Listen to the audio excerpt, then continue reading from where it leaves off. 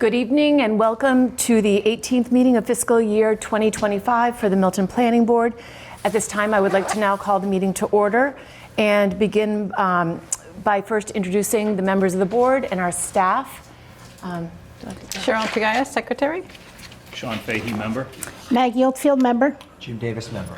Great. And on Zoom tonight, we have our staff members, Cheyenne. Diane Frazier, Assistant Director of Planning. Great. And Julia? Julia Getman, Clerk. Great, thank you. We can now look at our administrative items. The first item is the approval of minutes, but those have just come in, so we're going to defer the approval of the minutes to the January 23rd meeting. If, can I have a motion to move the approval of the minutes? I'll make a motion to move both of the minutes to, Great. what date? What's To it? January 23rd. January 23rd. Second. All in favor? Aye. Great. Discussion of the next meeting dates. We have our next regularly scheduled meeting will be on January 23rd.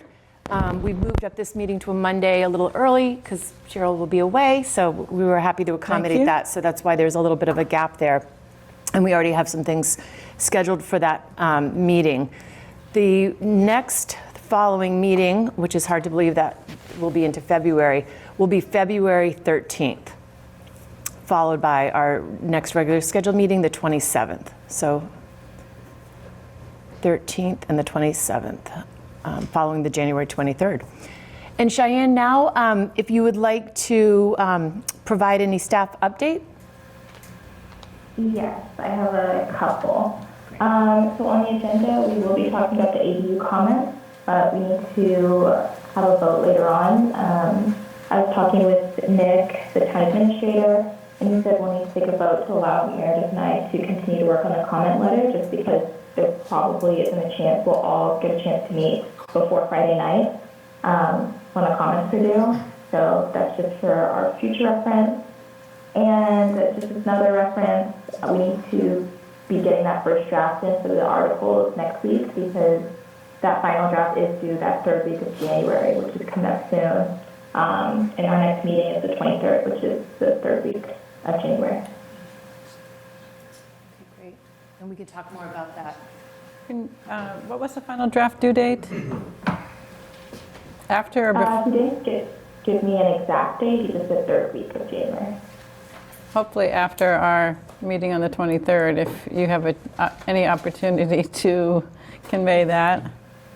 And I did speak briefly with Nick also today, just regarding comments and where the select board was. They're not planning to submit any comments. We'll talk about that later. But he did mention that town council is already reviewing our site plan review. Mm-hmm. They're in the process, and they like to have that looked over. Also, I think in the AG's office to make sure everything's looking like it's as it should. So we should be having feedback. He didn't have any feedback so far, but that is being reviewed by our town council.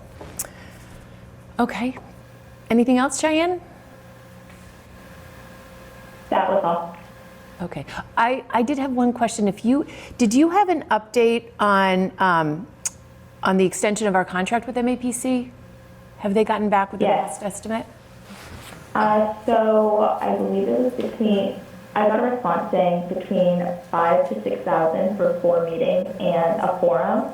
I sent that to Nick. He responded that he wanted a more formal response back from Josh, so he's working on a formal amendment so that we can extend that, but we should be good to go once he sends that back to me. That sounds great. Was that forum and what else? 3 to 4. 4 additional meetings. 4 additional meetings, okay. Great. Thanks. Terrific. So now at this time we can move on to our citizen speak. If there's anyone in the audience who would like to speak on anything, you will have an opportunity to speak during the public hearing. But if you would like to speak on anything else in the public or on Zoom, feel free to come forward. And it's fine to speak now if someone wishes, even if it's on something on our agenda. It's okay to speak when the topic comes up? Yes, there'll be a comment period from the public. Any hands, are you saying Cheyenne? No hands on Zoom. Okay. Okay, great. So we are a few minutes before our public hearing, which is at 7:10. So we're at 7:09. So to be official, we have 1 more minute.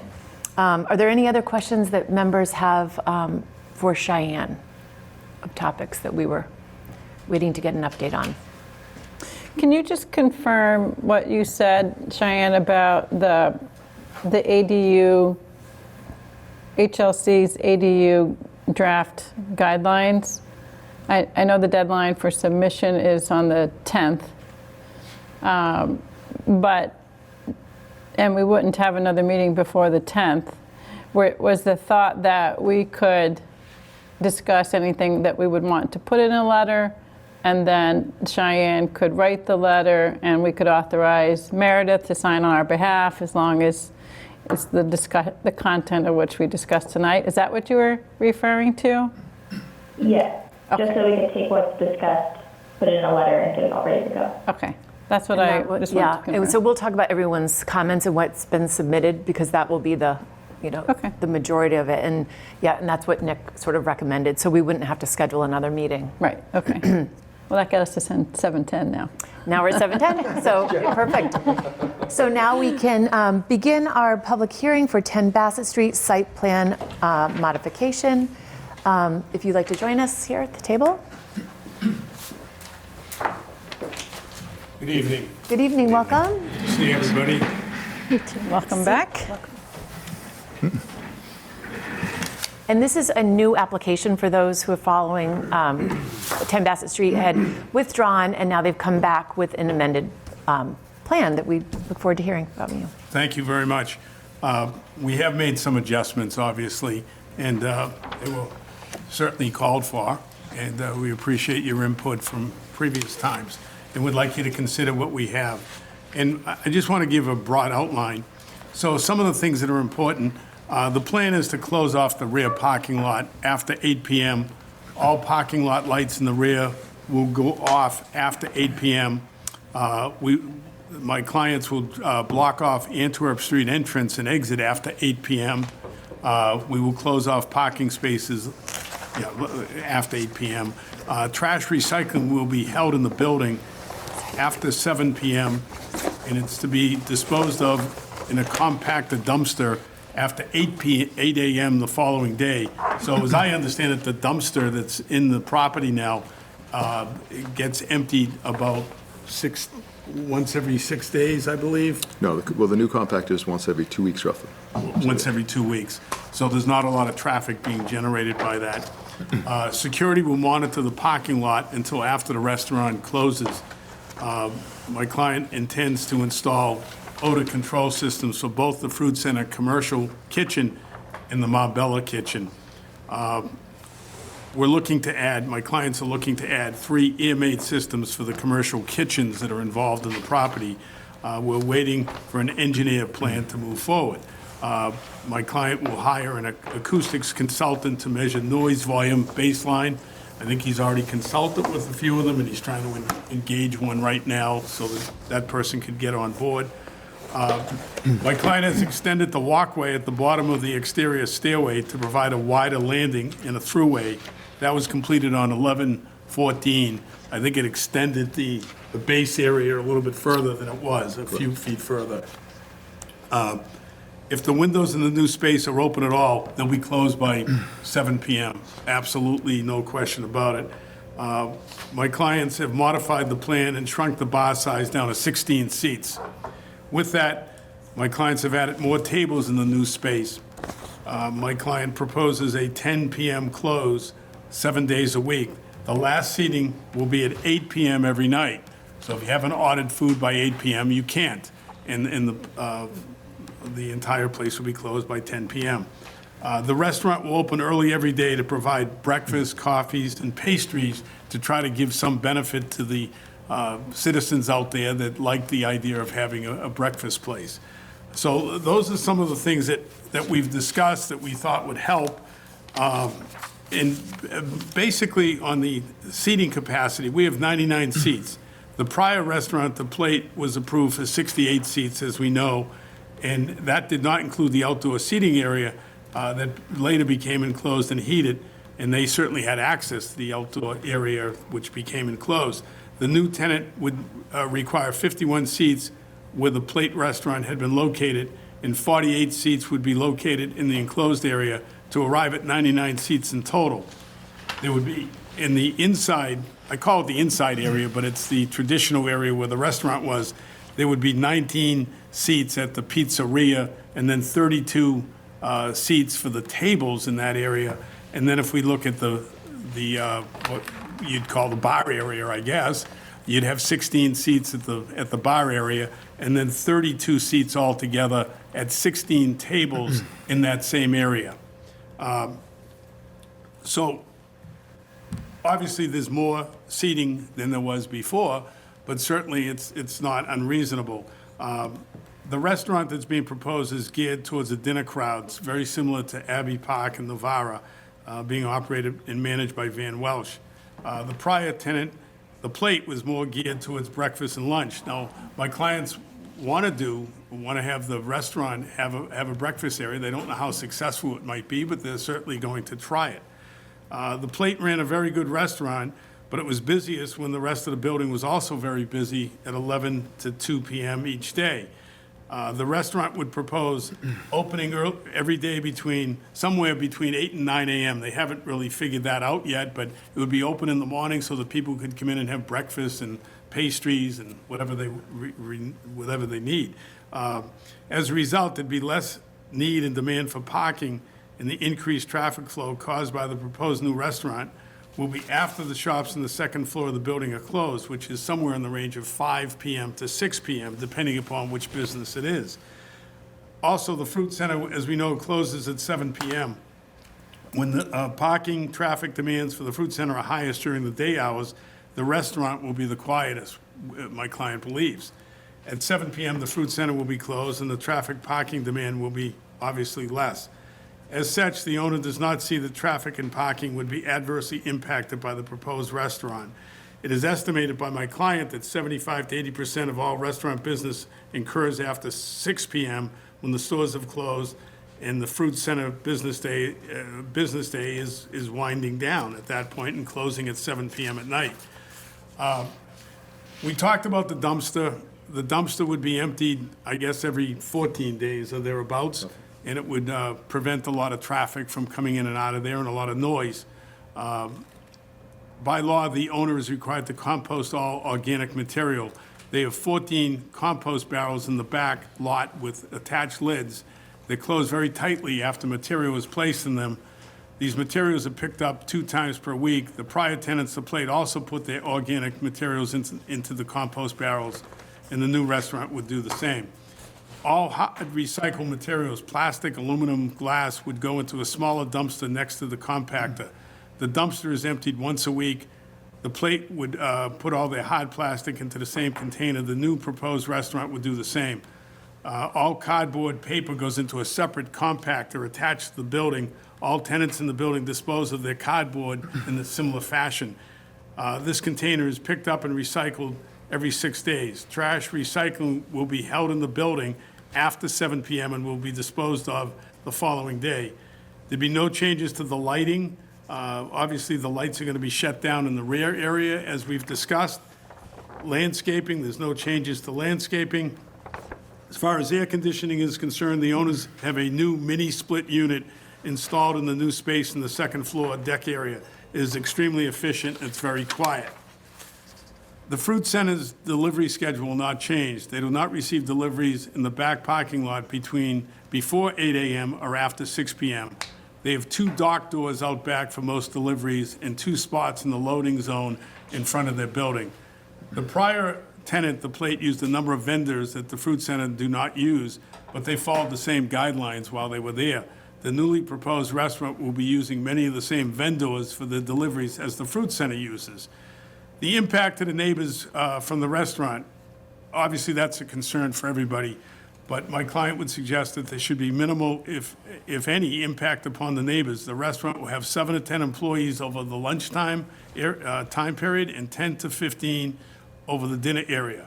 The hours of operation will be anywhere from 8 o'clock in the morning to 10 o'clock at night, and the whole place would be closed at that point.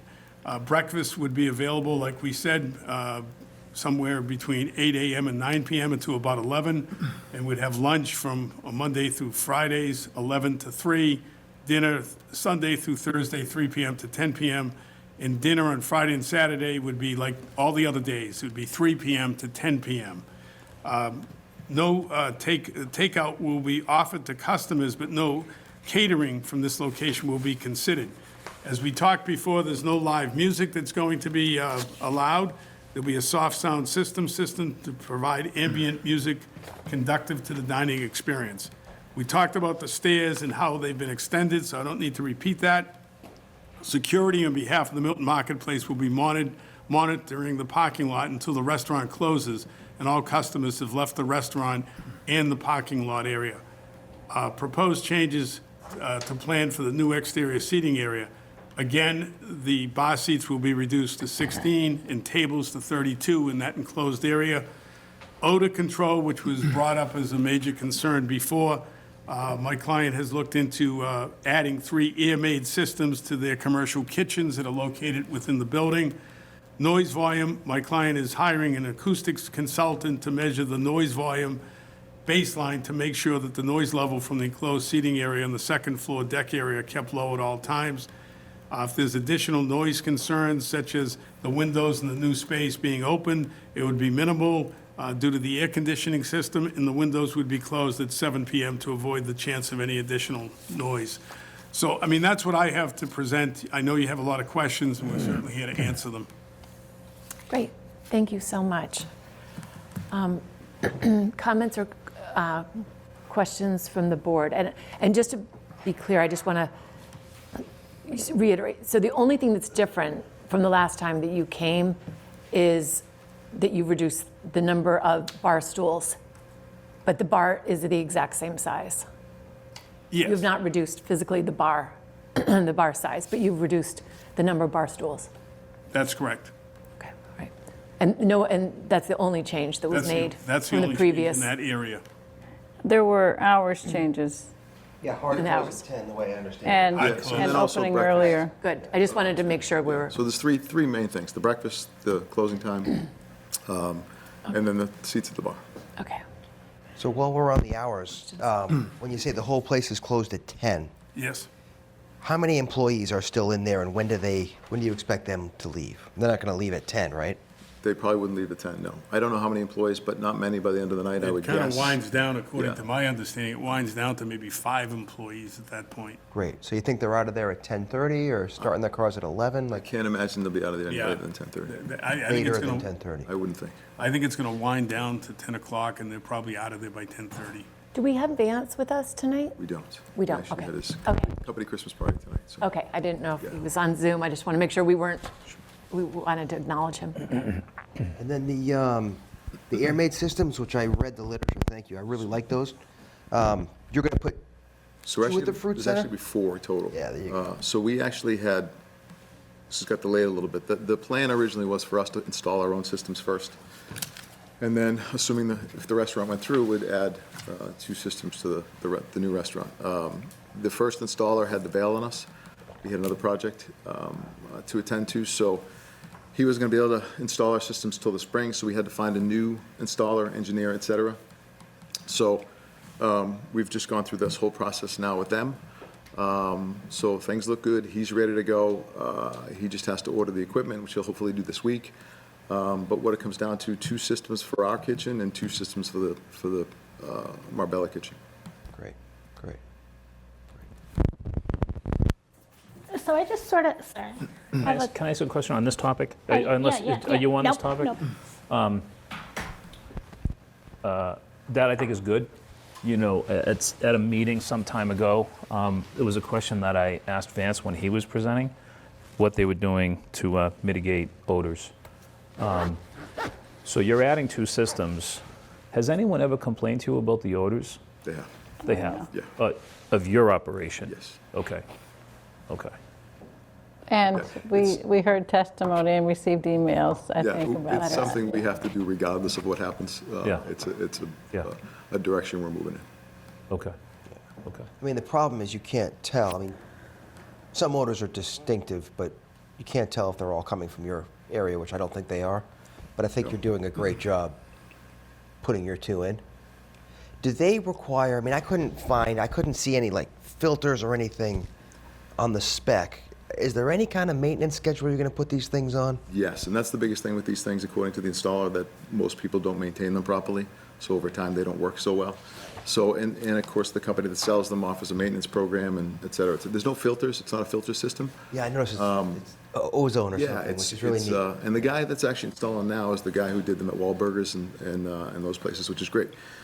A lot of experience with the system, so it's super. So obviously, we'll get on the maintenance program to make sure these things are maintained properly. You'll know, well, he said we'd know pretty quickly if we're not maintaining them properly. I'm sure the neighbors would too. Good. I'm sure it's going to come up at future Yeah, hearings, so, sure. yeah. Sorry, I interrupted you. Oh, no, that's fine. I just have like a process question. So when we were here at this point in time, I had questions about sort of the process and if really they should be at the planning board at this point in time. Because my understanding is when we approved the enclosure back in February of 2023, all we did was approve to enclose the patio area and with one line that says the patio is currently used as seating for various businesses within the building. So back in 2023, the applicant was before the planning board for site plan approval to enclose the patio. They were also in front of ZBA at the same time, or right after us, to amend their special permit. And part of their amending their special permit was for us to approve the site plan approval. So if you look at what the ZBA approved, they approved the enclosure as well for general and intermittent seating for the various businesses located in Milton Marketplace. And they determined that this change of the enclosure and the intermittent seating for various businesses would not have a more detrimental effect to the surrounding area than what currently exists. So I think the only thing that really we should be concerned about is just the highlighted yellow area, which is the space that we approved back in 2023. It doesn't matter what is going on for the rest of the place, because that has nothing to do with what we approved. Correct? So back in 2023, the process was, it was a parallel process with planning board and ZBA. ZBA wanted us to rule first, and we did, and then it went to them. So I kind of feel like the reverse has to happen now, that they have to go to the ZBA to get their approval for a change of use. So the change of use, the ZBA approved this yellow area only for public intermittent seating. So I think they need to go to the ZBA and apply for a change of use. And they do the hours, we don't do any hours. So I think at this point in time, they need to go to the ZBA first and then come to us. So it was reverse of what happened in 2023.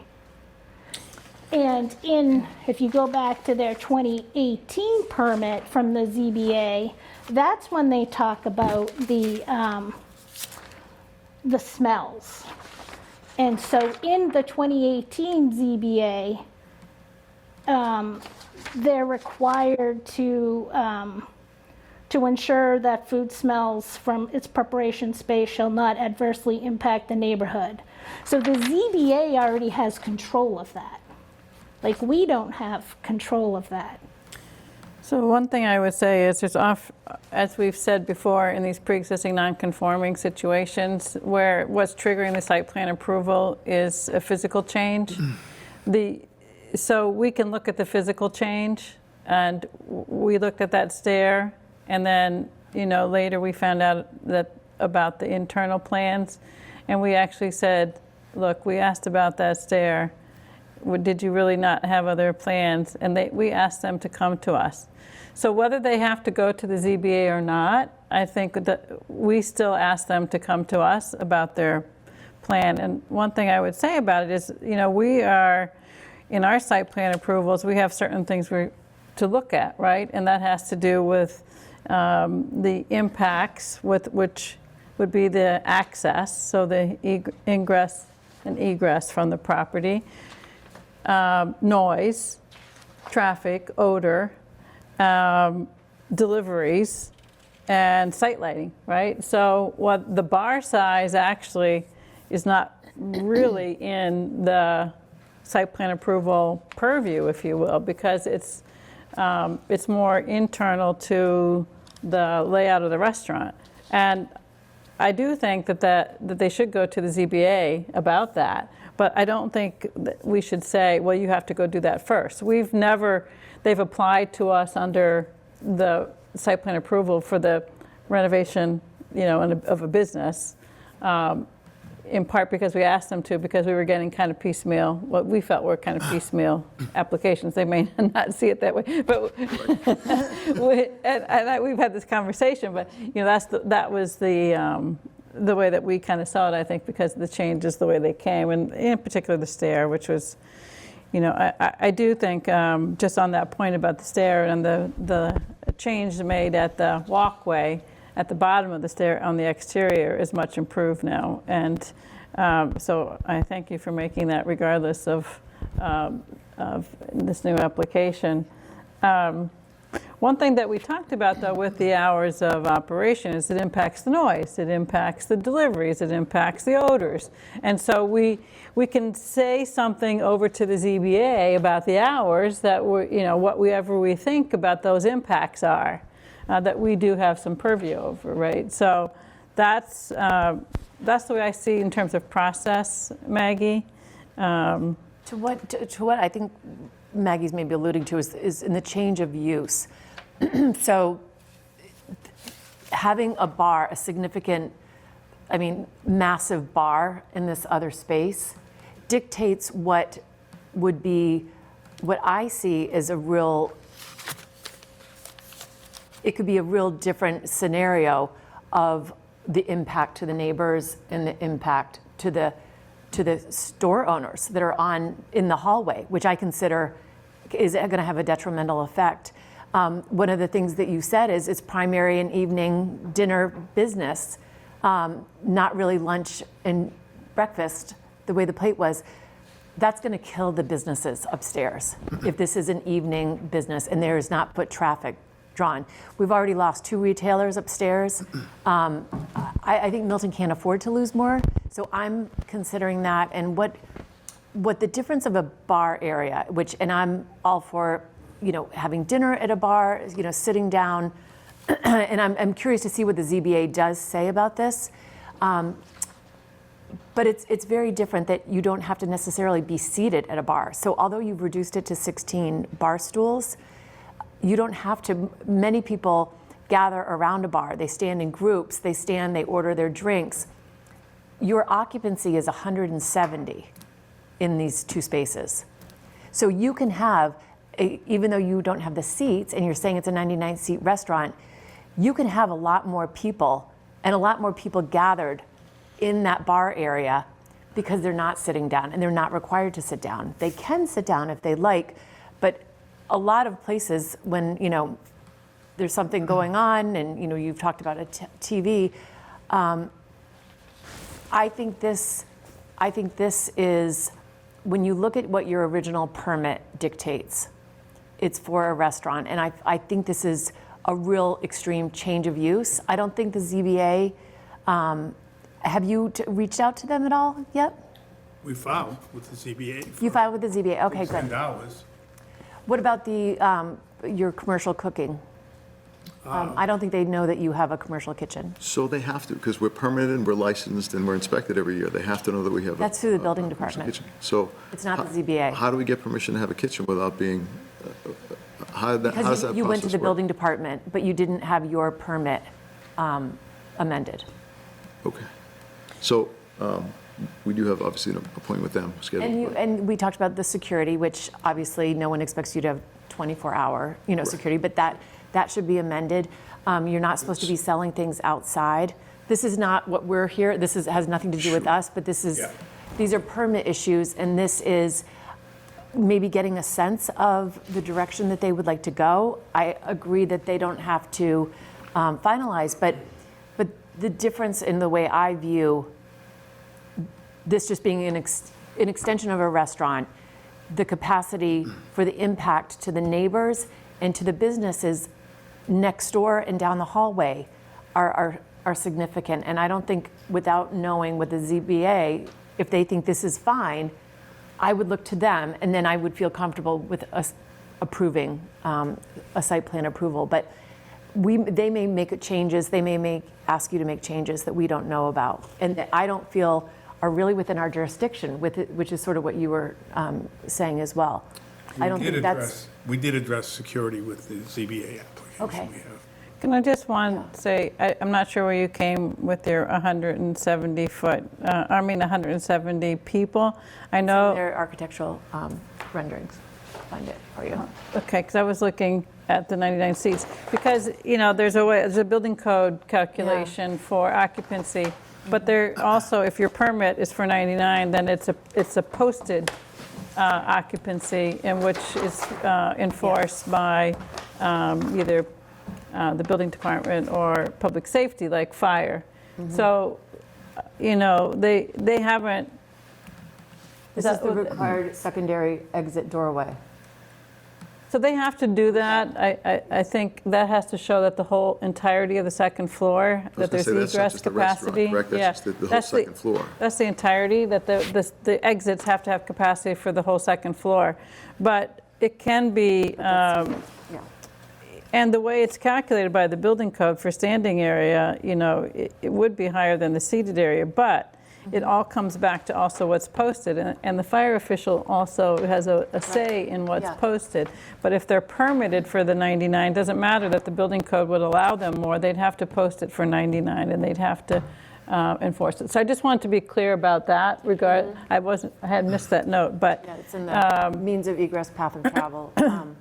So I think which I would want to get I think we would want to give the ZBA some sense and some thoughts about, we're the ones who've had conversations with them about, the odor control, about the noise, about the access, about the hours of the parking lot, all of those things. And so I think we would want to give the ZBA our thoughts about whether they're being adequately addressed. So it gives them some guidance. And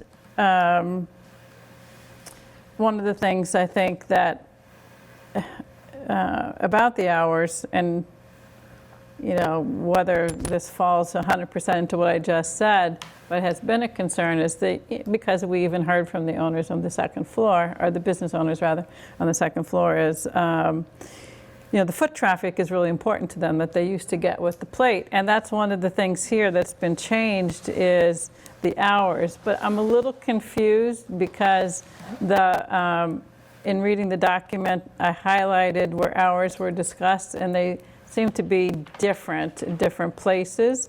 So like in number 1, right at the outset of the application, it talks about the premises The new restaurant being open 7 days a week from 6:30 till 10 p.m. And then later it says other times, but one of the first things I want to ask is, are the stores on the second floor open 7 days a week? They're not now. So Lindsay right now in the queue is open 5 days a week. But her intent is to open 7 days a week. They all want to be open 7 days a week, but they've had a quiet season, or at least they did prior to the holidays. Right. So she closed 2 days. But they're eagerly anticipating and hoping for a restaurant up there. They love this plan, love this idea. They think it'll stimulate their business as well. And they're all hoping to be open 7 days a week. Sorry, go ahead. It just was on the hours, if I can, or did you So want to they elaborate on that? open Go at ahead. 10, and it depends on the night, usually 5 or 6 o'clock. Okay. But they both expressed interest in opening later on certain nights a week as well, once there's a restaurant in place. So in the restaurant business, is Monday a busy day of the week? Typically, no. Right. So oftentimes places will close on Sundays and Mondays if they've been open on Saturdays. I'm just thinking still about the intensity of use on the property, and when you can get the most business for the existing business and the restaurant, right? Sure. And I know there's some synergy between the marketplace as well, right? So we talk about those businesses, but it's all of the businesses, right? CVS probably has its own dynamic, but because I understand from you that there's also, people might be going to shop, they might be going to eat, but then they also might grab the groceries, right? So, Exactly. but if there's times at which there's, if 7 days a week is still kind of for the hours, too much, maybe there's, rather than cutting back the hours in the day, maybe there's the days in the week that could be considered. Because if we're starting at 6:30 and ending at 10, that's a long day. So we probably wouldn't start at 6:30. I'm not Okay. sure why that's in that permit, but we talked about 8, 9 o'clock-ish. Okay. So, I'm sorry. It's actually in there because the plate asked for it Okay. in So 2014, that's what they're I allowed, believe. that's what they're allowed to be open, Yes. is at 6:30, but, Right. and they did that for a very short period of time. Yeah, and because they would realized- never open that early. Yeah, I realized it didn't work, so they pushed it to, Well, at least I don't remember them being. And that's why open that. they would have no desire to open up at 6:30. So your intent then would be to revise this and to have it be an 8 or 9 o'clock opening? Yes. Yes. Okay. And so the hours that it doesn't really extend the days so much because the original intent was, hope was to be open till midnight, and they've just shifted, 11 to 12, now it's, 8 to 10. So it doesn't extend the day so much for them. Okay. There is a reference to midnight somewhere in that permit, too. Yeah, so I Yeah, think we the just hours would are need. funky Yeah, it's, on these documents. Yeah, so this app, I'm looking at the application that had that. And then I was wondering if you thought before that the busiest time of day for the plate was from 11 to 2. If you think that by extending the hours that Marbella would find a busy time at that same time? Or So- do they still think it's going to be evening? well, that was kind of, that statement Mike had made was kind of prior to us introducing the breakfast component. So I suspect, listen, with Steel and Rye, they've obviously captured an audience there for breakfast. Very successful. Yeah. There's no reason we couldn't capture a portion of that, or a significant amount of people to do the same thing, and attract a similar type of person earlier in the day, and certainly over, earlier, but also over lunch and of course dinner. So, and the parking that you had, the situation when the plate was open, did you have problems with any, not having enough capacity for the parking when this business, everybody was busy? I'm sure holiday or special Yeah, days are the only different, time but- there are really issues are the major holidays, Thanksgiving, Christmas, and sometimes Easter. But by and large, there's adequate for everyone. And during those times, you get a police detail, right, and directing traffic. We're doing the best you can. Yeah, Security. normally, yeah, so we used to try to get the police detailed and that no one would fill them. So we just put our own guys in the lot, basically. They're security people. Yeah, exactly. And they do a great job. Yeah. Yeah. occasionally So I cars. just don't want to waste time. If my feelings are they shouldn't be here, then I don't want to waste time going through all the hours, because I don't think we should have a say in it. So I personally won't have a say. I'm just laying it out now. We have a responsibility. I They filed an understand. application under site plan approval. Correct. So we can't just say we don't want to review it. Yep, and I am ready to talk about this yellow right here. That is what we approved. And maybe I'm That's what's missing being it. amended. Yeah, No, that's maybe what's I being- missed it and I'm not understanding it. But that's what we approved and that's what they're amending. And I'm trying to stay very, very focused and not get distracted by everything else. It says an application for modification, amendment, or rescission. So they can amend it to beyond that area, even though that was the area, that was the focus of the original. Because what else, the stair is not a part of that originally, and the stair was an amendment to that. So I think you're taking it, Very my literally. opinion, very, I am. in a literal way that is inconsistent with how it's been, I think these amendments have been done before, and modifications have been Do you done have a before. date for when you, I know you filed with the ZBA. I think they've been trying to catch up and, you know, they've had, they've added Give some me a date of things. February 3rd. February 3rd, okay. So not too, And I did call the ZBA office today, and they confirmed it was February 3rd, and the application is for only an expansion of hours. And so I had asked them if it was for change of use? a change of use. And they said no, and their concern was they're writing the legal ad. So if it is going to be a change of use application from them, then you have to let them know. So, you know, that's why I said I'm not sure if I'm misunderstanding, but I looked at exactly what you said, Cheryl. You know, it says it's a modification of a site plan approval. And what we approved, I went back to read the site plan that we approved, and all it was for the enclosure, which we all agree, we think it's a great space. I think, you know, it was a 5-0, we support it, but it's the change of uses for the seating for various businesses within the building.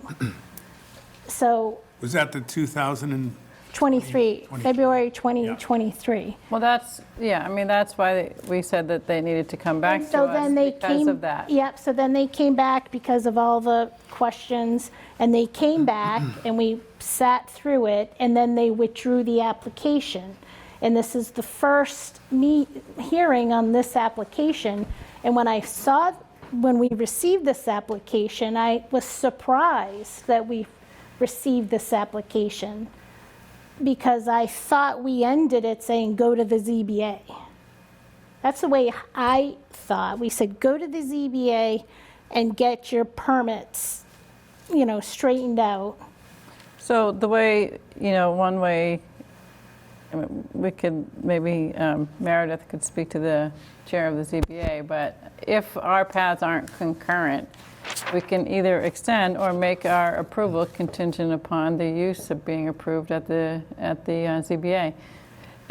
Or, you know, what we've done in the past is have these parallel paths. That's what I thought we were Yes. going to be Yeah. doing. And Yeah. so if they're on February 3rd, that's only, you know, we have one more meeting before February 3rd, and that's it, right? So it's not as if there's a ton of time in between them. I would like to give some information to the ZBA about, you know, what we've heard are the concerns and how they're being addressed, and whether we think there's adequately being addressed, and give that feedback to the ZBA. So that's what we've done before. We've given each other feedback. They're going to want to hear from us, and we're going to want to hear from them. But there's no reason to sit on what we've already done and what they've already changed until the ZBA hears it. And we should, and if part of what we want to say to the ZBA is we think that this use is, a change, then you should look at that. If not just the hours, but it's the I intensity. think that's what we did say at our last, before they withdrew. We did say we do think this is a significant use, and we would like that to be addressed with the ZBA. So it's disappointing that you're not, in your application, looking at that. So to me, it's like the hours are the significant part of the intensity of use, because what we talked about, what we heard about from folks was the plate was, at least at the time that it closed, its hours of operation were limited and its days of the week were far more limited than this application. So we're going from what was it, like 8 to 2, 5 days a week? They were allowed to be open. Yeah, so they were approved from 6:30 a.m. till 9 p.m., 7 days a week. Not to. Yeah, okay. Ultimately, we're looking for another hour. But getting back to that last meeting, I distinctly remember Tim saying that the ZBA would be looking for the planning board for guidance. Right. So to Cheryl's point, the planning board hopefully will give them a direction or make some decisions so that contingents on what the ZBA will do, but they would be looking to the planning board for that guidance. That's what I heard from Tim. And then from we here, missed- And it goes both here, ways, yeah, yes. and then from here would go to the ZBA based on what the planning board had to say. And since I filed around the same time, I would have gladly filed for the other part of this, but I think you should read through the original permit and the amendments and Yeah. be really clear about everything that is happening that was not amended when you're there. I think that would just be a good idea. Yeah. Because I think part of it also was, and I don't have it in front of me right now, was that the upstairs level, except for the restaurant, was supposed to be all retail. And it is not anymore. It had been more, there was a lot more retail when I first started shopping there. Yeah, there were more options back in the day. It's a different time. Well, one's now a gift wrapping room, and Yeah. one's a commercial kitchen. Yeah. Earthly Possessions was beloved in the town. I don't know what happened with that. The yarn store, the knitting store, was a beloved shop, which fed foot traffic upstairs. It wasn't a So one probably thing, big business, but these are retail, and we're slowly seeing these, and this is why I'm concerned about the effect that this will have on the impact of the really the only two shops left. The frame shop is wonderful, and I use them, but the two that are open on a regular basis, so let's concerned about. well, the Let's be- intent would be to try to get them some people coming in there, and that's Right, the right. whole thought process. And whether times have changed or not, I mean, a change of use is a change of use. Agreed. Gotta go get permission. Sure. I think is what I'm hearing. Sure. And one thing I would just say in terms of the businesses, as much as we all would like to see certain kinds of businesses, we can't say no nail shops, no hair salons, and the kinds of things that we see pop up for retail. I think one of the things that we should think about is learn from our retailers who do operate here and what they're learning and what they're hearing. Like they're learning and we're learning that those retailers on the second floor need foot traffic upstairs. And we know there's synergy between having a small local grocer and having other uses there. Yeah. And so we need to be mindful that we want to help keep those businesses Yeah. successful. And this is part of that process. So I think, we need to bear that in mind as we think about these changes. I agree wholeheartedly. I think our board, and for that matter, any board in town, should do everything we can in our power to make a business have the best opportunity for success possible. That's a responsibility I feel like we have as officials, any public official in town. And something you said earlier, Michael, I think would really bother me if I was a business owner that I received permission from a building department. I would expect that is the last line of permitting I need to receive. And if a building department in any town allows an applicant to have a permit, it should be their responsibility to make sure that they are authorized to allow you to have a permit. Do you know what I mean? Exactly. So Yeah. that to me, there's something really wonky that went on back then. So I feel for you as a as somebody who received one, that then would hear later that, geez, you shouldn't have had one. That doesn't seem right to me. Our building department, or any building department in any town, needs to make sure that they are positioned to authorize a permit to be issued for whatever the business is. So maybe we have some issues within the town that we need to fix. But I do have a few questions that I think are planning board questions, and I'd like to ask if I could. Yes. And these are related to operating and so forth. With regard to parking, you just explain a little bit more in detail of how the parking is going to be restricted. My first few questions are related to the neighbors. So, and I consider the neighbors anybody that's a resident that's abutting your property. So can you be specific again for me about what you're going to change in terms of parking? Right now, you can go down alongside and, around the, I guess, the northerly end of the parking lot. Is it northerly? I think it is, yeah. You're going to block? So in relation to the building, the back parking lot, which is, if you pass the main entrance, Yeah. and you were to Actually, I keep have a going straight, plan. yeah, a map would be great if you have one. Would you mind if I came up and pointed out? There you go. You can slide it down here between the two of you. There it is. Yeah. Get in there. So, what were we talking about? This. Where's the building? So this is the back parking lot here, this is the main building. So the idea would be to block this section off, so no cars can go down here after 7. Okay. We close at 7 a.m. And how do you block it off? So we block it off now every day. After we close, we put the sawhorses there, because we're not allowed to have trucks back there before 8 a.m. So we can put 2 sawhorses there or whatnot. But this is obviously the most impactful to the neighbors. Because as you can see, this horseshoe is where all the neighbors are. So if there's no cars back here after 7 o'clock, obviously we minimize disruption back here. The other proposal we had was to just eliminate these spots after 7 o'clock as well. Because again, there's a house right here, and then there's, of course, some houses right here. And the idea would be to leave everything else open, which is up here and away from the properties around here. So that we thought might, of course, help. And then we talked about the lighting. We could have those lights on a timer go off at 8 o'clock every night as well, too. And now what time do the lights go off? 10. Okay. Only because CVS is open till 10. So their employees are back there typically after 10 o'clock. Okay. But we talked about the idea of having the Marbella employees park up top here, and then having the CVS employees, there's usually only 1 or 2, move their cars after we close, so there's no cars in the back parking lot. Okay. And what hours are you allowed to park in this parking lot right now?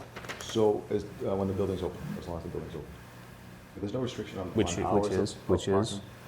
parking. I think the building technically 9 o'clock, but CVS does stay open till 10 o'clock. Okay. And has for years. Okay. Okay. So the parking should be an improvement to all the neighbors? I would That think restriction on the even- parking? Yeah. Is it used? I mean, would a neighbor say, it doesn't really matter, nobody parks down there anyway? Well, so after 7 o'clock, there's probably 3 cars back there, because again, it's just CVS. Yeah. Oh, I shouldn't say that, 7:30, because we don't leave till about 7:30. So we can also, we did this calculation earlier,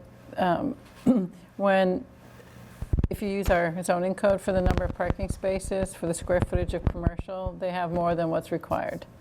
So turning that off, they'd still meet the parking requirements, or closing this off, they still meet the parking requirements in the zoning with the front section.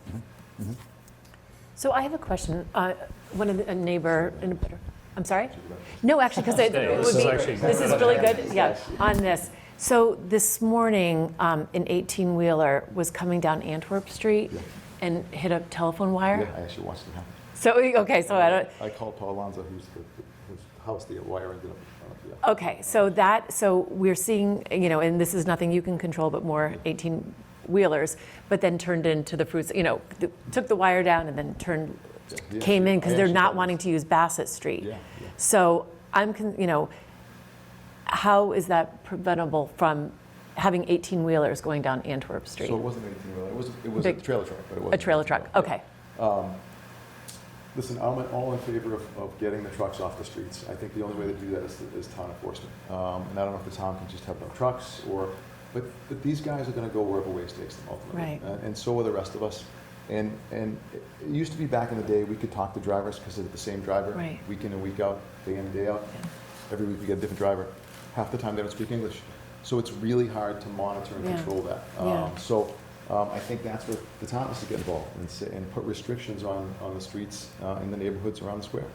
I think that's the only way to minimize or stop that kind of traffic. So it wasn't one of the fruit center trucks, it was another delivery It was truck? Yeah, it was some freight truck. I don't even know what he was delivering. Okay. I actually thought he was delivering to the funeral home, because after he hit the wire, he went around the block and parked in front of the maybe, funeral home. yeah. That's when I approached him, and then after that, I saw him in the back parking lot. So I don't Okay. know. I don't know what Okay, he was doing. all right, that's, I got a second question, and Yeah. please stay. And then I have a third, and I have a fourth.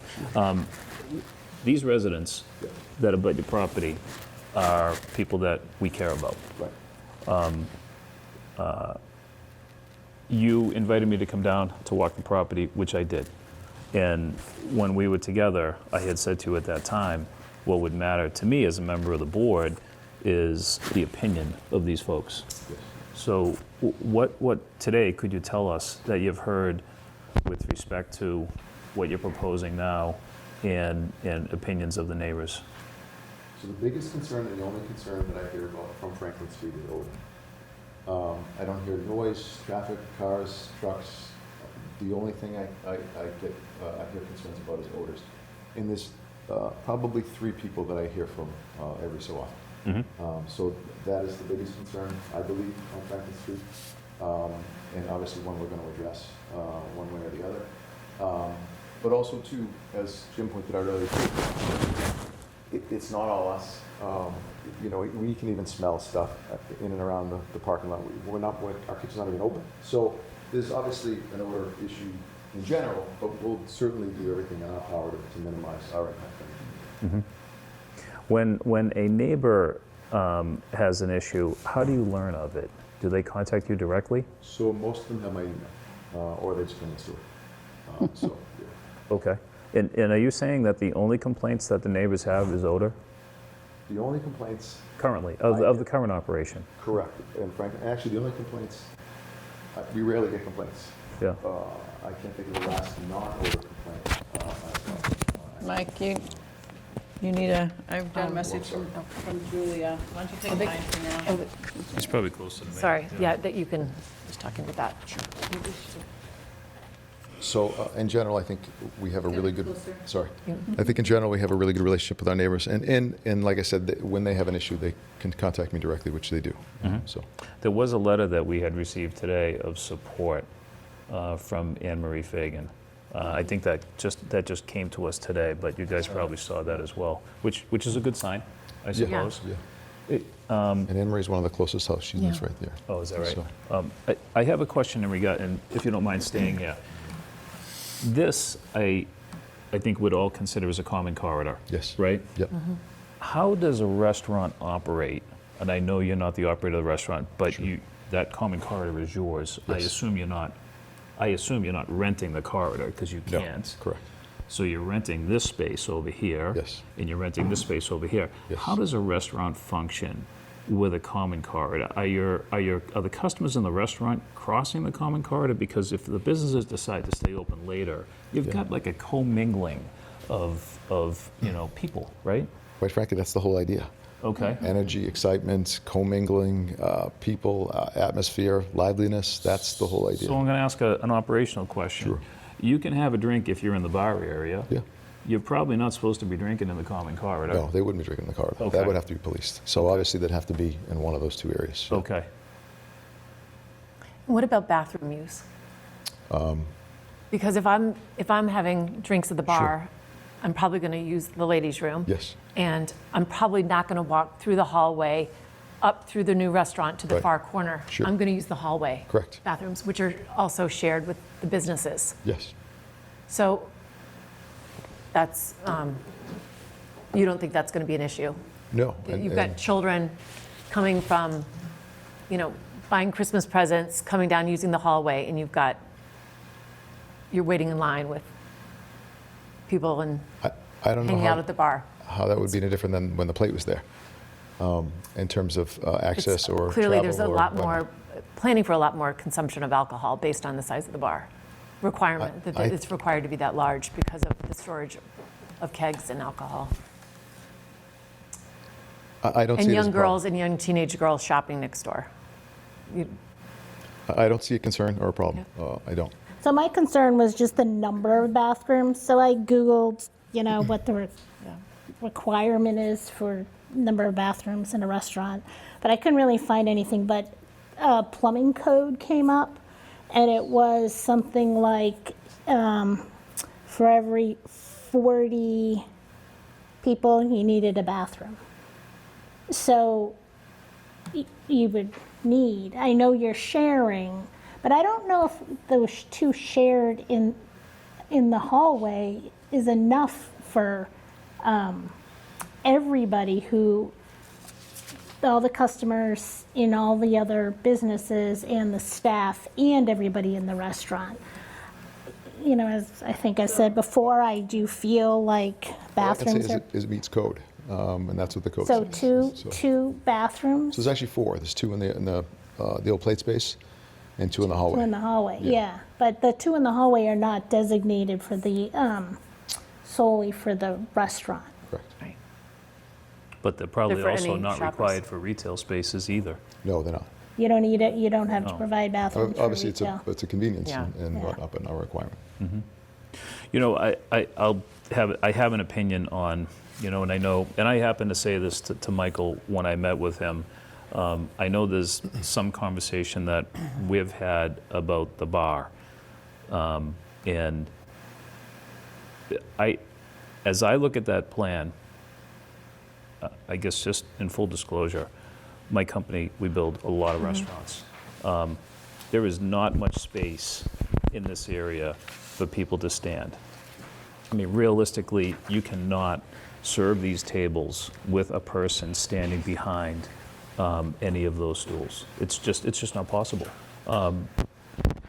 So, It's a real question of whether you have the clearances for the capacity that's shown. Yeah. That'll be a question that comes up in the process. And it may be that the building official doesn't even allow the 99 with this bar arrangement, because you have to have accessibility.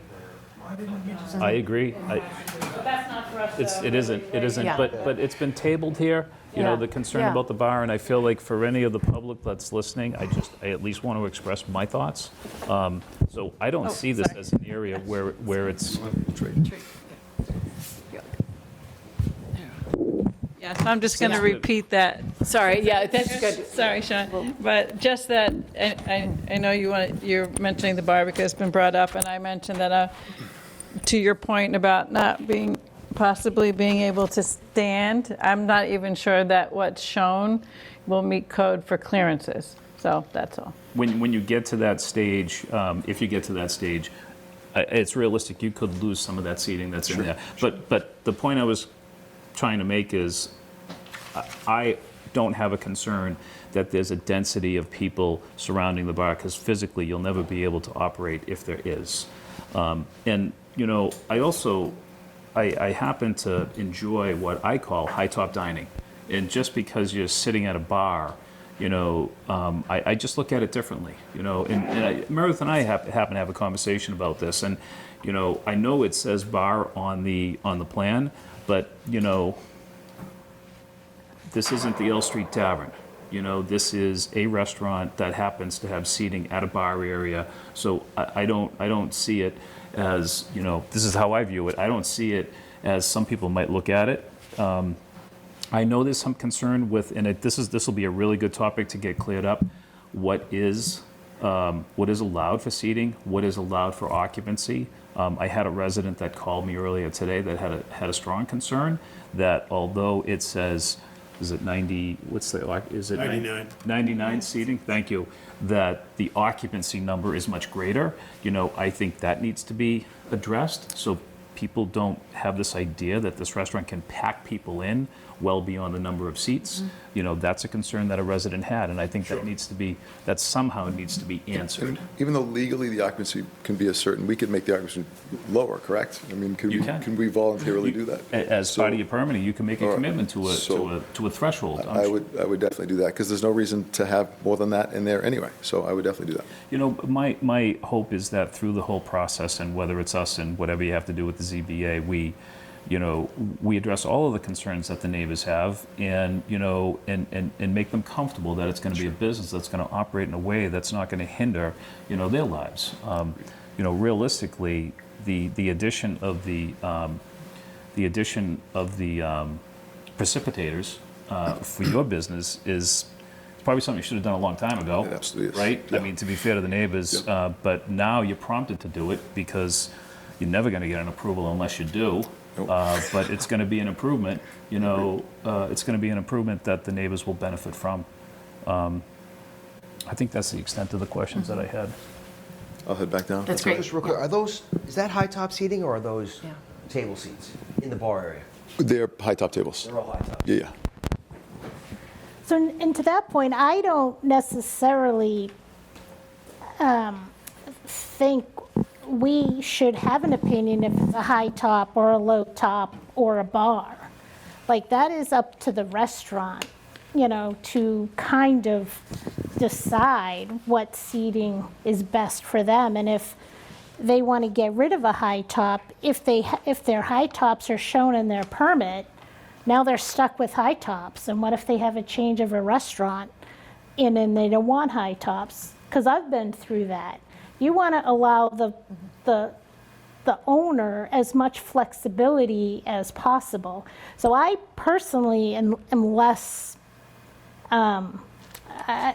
concerned about the placement of tables or even like the size of a bar. You could have a bar that, doesn't serve alcohol. I have a potting bar, and it's just a physical structure. So I want any business to have as much flexibility as possible. So I wouldn't want to tie them down to any particular type of seating. Yeah, and that wasn't the reason I Yeah. brought that up. I brought it up because I think there's some concerns, one from a resident of what it was going to be like. And, and that was the reason I brought it up. And more than anything else, I agree with what you said earlier. I'd like to be in the planning board lane and not in somebody else's lane, and I don't have, I'm responding because a resident asked, for that to be addressed. But, if it's not our lane, should Well, leave it to who my wants feeling to. is, anything that we support, anything that we approve, we don't know, we're trusting Navara, the Abbey Park Group, we're trusting Mike Mignosa. We know Abbey Park was approved for a certain number of occupancy and a certain number of bar stools, and they got approved for a certain, and then they brought more in later. So we know how enforcement works, and this might not always be the Abbey Park Group, and it might not always be the Mignosas if it were to be sold. So we're taking something, and if this was in a business district, I would think very differently about this. But I am, I feel very responsible to the neighbors and to the businesses in this area. And it could be under a different owner, and it could be run completely different, because we know you care about your reputation. Abbey Park cares about, the group cares about the reputation. We just don't know the future. And once this is approved, this is approved. I mean, you can't pull it back once. Again, I think you're talking about ZBA jurisdiction, Yeah. though, Meredith. Yeah. Can I just also mention, I'm looking at the plan, just so it's clear for folks who are listening. The 170 persons allowed was a calculation on a permit set that shows how much capacity is available for egress. So it's not about restaurant capacity, it's about the capacity of the stairs to get how many people. So this is showing that there's stairs have capacity for 170 people to get out. So it's more than adequate for the occupancy that's there. The way that's calculated is based on use. So Assembly has a different number of people per square foot than Business, for example. But it's the building department that will confirm that they have adequate number of toilets and that they have adequate egress capacity. And even if they have all of that and the fire chief decides he wants something else, the fire chief has another level of jurisdiction and can have it be posted for something if he doesn't feel as if it fits in the true spirit of the code. So I do think we have to be careful that we're not the only review body that takes a look at the plans. We are one piece of it, and it's a fairly limited piece. The ZBA has a piece, and the building department, potentially the fire department's going to have to look at the sprinkler system. We talked about, I think, that on the site walk. So there's lots of layers of review. I think, like I said earlier, if we think about the things, how are deliveries handled? Where is access? How is noise handled? Odors and ventilation, security site lighting. And to the extent that the hours of operation influence those things, then we could talk about that. But Make a recommendation. you're right. So we've talked about some things already in terms of shutting down the parking lot, controlling when waste is removed from the restaurant.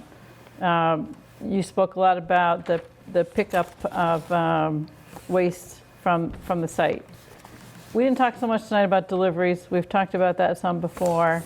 And you've told us how it's difficult, but it is something that impacts the neighborhood quite a bit, right? That component of it. So I think that's one thing we haven't talked much about, and none tonight, and that's probably something that deserves some time, whether it's tonight or another night.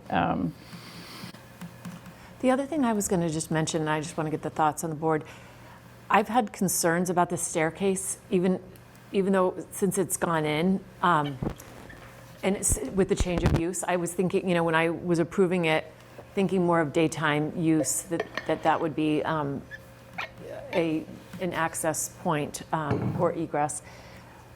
Now that this is more of an evening use, I would wonder if you would consider making that an emergency exit only, which I believe they could do. Is that correct? It could be an emergency exit, so that you don't have. I was looking at when it snowed and just how, when inclement weather and, if somebody's not monitoring it and salting it, it could be a real liability for you.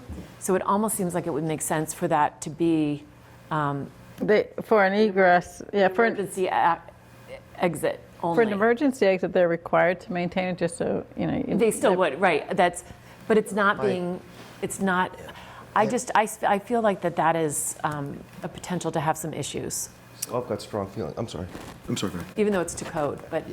I would rather not, quite frankly. I understand what you're saying, but I would rather not use it for emergency only.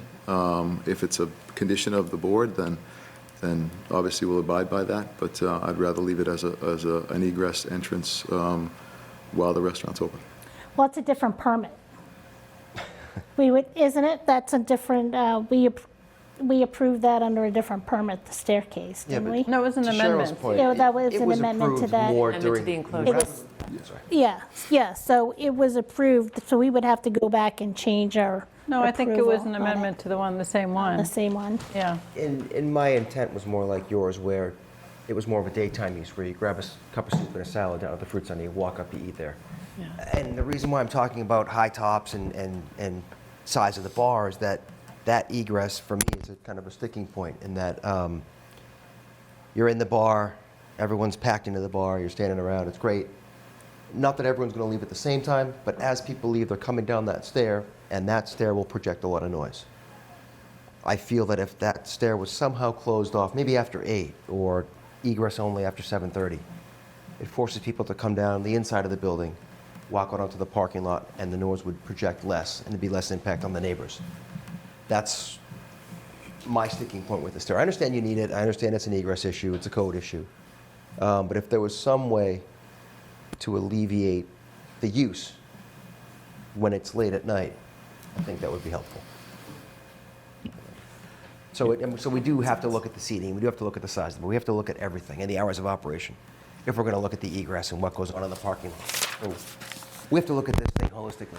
Unfortunately, I feel that it's on us. And Michael, then we can suggest to the DVA what they do, but Your We're in it. question, I think, is a good question for Michael to pose to the sound attenuating consultant that you're going to hire. Good idea, yeah. And so the other question or comment was, or concern I had was, it's setting a precedent selling alcohol and having a bar in a residential neighborhood, because again, as a business owner in a residential neighborhood, I would then want the same opportunity. I'm all about equal opportunity. So I would want the same opportunity to be able to sell alcohol, and maybe another business in town would want to be able to sell alcohol. You know, as I said before, I'd love to be a Trillium, or and I feel like that is a bigger conversation that is outside this planning board. And then you should go to the ZBA hearing. Yeah. So, but we already, the Plate already had a liquor license, a full liquor license, Yeah. and they were open till 9 o'clock. So it's already in place. Ultimately, what we're looking for, again, is to extend that till 10 o'clock and at 9 o'clock, because it was already approved prior to. The precedent, I guess, is already in place. Yeah, it was approved by the ZBA, so that's my point. But they're the ones that have that authority. That's not our jurisdiction. So that's the thing that, like we've said a few times, I think we need to really be clear about our jurisdiction. To the extent that we think something that's in our jurisdiction is impacting a decision another board has to make, we can be advisory to that board. But you know, really, we need to stick to the things that I've said now, I think twice tonight, because that's what it says in our site plan approval, you know, bylaw, right? I mean, until we pass the new one, if it gets accepted, right, we have to go by what's currently in it. Right, and if you go through our site plan, you know, it talks about topography. That doesn't, you know, so I much know. of it has nothing. The topography, the mapping of major site features, large trees, that we're not talking about that. 11.3 is the grading and landscape plan, we're not talking about that. So most of what the planning board's jurisdiction is not even being But discussed. if you go to it, it's the lighting, it should be Yep. in there. Being egress. And then it doesn't have a Deliveries, et cetera. detrimental effect. I think Detrimental effect, that's right. That's our discuss it goal, all. is to We have to discuss it. to just, we want to support you, but we want to make sure that, that we're protecting Sure, the neighbors, the abutters. So, So it's a good time to maybe hear from anyone from the Sure. public, is that? Sure. Okay, just, if there's anyone, Cheyenne on Zoom with their hands up, or anyone in the public who would like to ask questions or make comments, feel free to do so at this time. Are you seeing any hands, Cheyenne? Yes, we have Andrew D'Amato. And I will, hold on a talk. Yeah, thanks for listening. Andy D'Amato, 26 Pear Street, town meeting member and member of the East Milton Neighborhood Association. Just one comment to sort of start out is that comparing the, we're really trying to get what is the impact on the neighbors. That seems to be everyone's main focus, as it should be, right? So in comparing the plates operation with this operation is really just inadequate, because even though the plate, and I say we, you know, full disclosure there, that was my wife's restaurant, but we certainly had a liquor's license, and we certainly had the right to be open until 9 o'clock. However, we never did that. And so there's no real data on how that affected the neighborhood. So when you say, well, you know, this is the precedent's been set, yes, the precedent for giving that opportunity was set, but it was a much different restaurant. It was food forward. As a matter of fact, I don't even think we sold enough alcohol to pay for the permit. I mean, that's how small it was. This, on the other hand, I would love to see what the percentage of alcohol sales are at Navarro in relationship to their food. And you're gonna find it's huge. So I think they it is a presented that much information different last week. animal. So, you know, and the plate, although had those hours, were opened 36 hours a week. This restaurant proposal is 98 hours. Now, it doesn't take a genius to notice that, and it's at night when things are quieter and people are home from work, and this is when they want to relax. This is when they want to go out in their backyards, and the restaurant's proposed squarely in a residential neighborhood, so you're going to have that effect is going to be 10, 20 times the fold of what was originally there. So that is just a comment of comparing the plates activity and the proposed activity are such different animals, it's not even worth discussing. But I did have a couple of quick questions. The last seating, if I read this right, is 8 p.m. all out by 10 p.m. And if I'm making a mistake here, please someone stop me. But so am I to understand then if I came at 8:15 and said, I want to come in, you're not going to let me in? Or are you letting me in? You can come in. That's a you can question. get served food. I could come in. Well, if I can't eat, then what are you letting me in for? So, it's a good question. As far as a meal goes, you probably wouldn't get a meal, you'd probably get snacks though. I get snacks. Yeah, I would probably be coming in to drink there after 8 o'clock and I couldn't eat. So that's a concern for me. I would say if you're not serving anymore, then, I don't understand why you'd come in for a couple of snacks and you would come in for a couple of snacks and a couple of drinks. All right, well, if that's okay, then, I just want to point that out. I find it to be a little contradictory, for a food forward from scratch restaurant. But the other thing is, I remember there's proposed TVs, but no sporting events. Again, these things, you can write them down, but who monitors them? How are they enforced? And, if I'm sounding cynical, it's because, the operator proposed here also owns Navarro and promised a bunch of stuff that never really happened. You could go to the bar, you were supposed to eat at the bar, only have 2 drinks. That didn't happen. Last one meeting, I don't remember, he was asked how many seats were allowed at the bar, responded, and the woman who asked the question said, well, I was just there and there's 12 more than that. So, the fact that the bar is longer, but we're not using it as a bar, why not just take it out or make it shorter to the, to match up with the number of seats that you're saying you have at the bar. This will lessen the temptation to pull up a stool or pull your belly up to the bar and drink. Obviously, I'm concentrating on the drinking element because I think the drinking element sort of, creates the most noise, the most ruckus sometimes. There were incidents this summer at Navarro that required some, drastic measures of having security in the restaurant. I'm not saying that's going to happen to this restaurant. I'm saying it's the kind of business where these things, come up. And if we could mitigate all the possible scenarios where it would encourage drinking over eating, then I think we should try to do that now and not worry about enforcement. If you're going to have a TV and it's going to be March Madness, it's going to be 2 o'clock on a Wednesday, there's a semifinal game or Sweet 16, believe me, that TV is going to be on the game.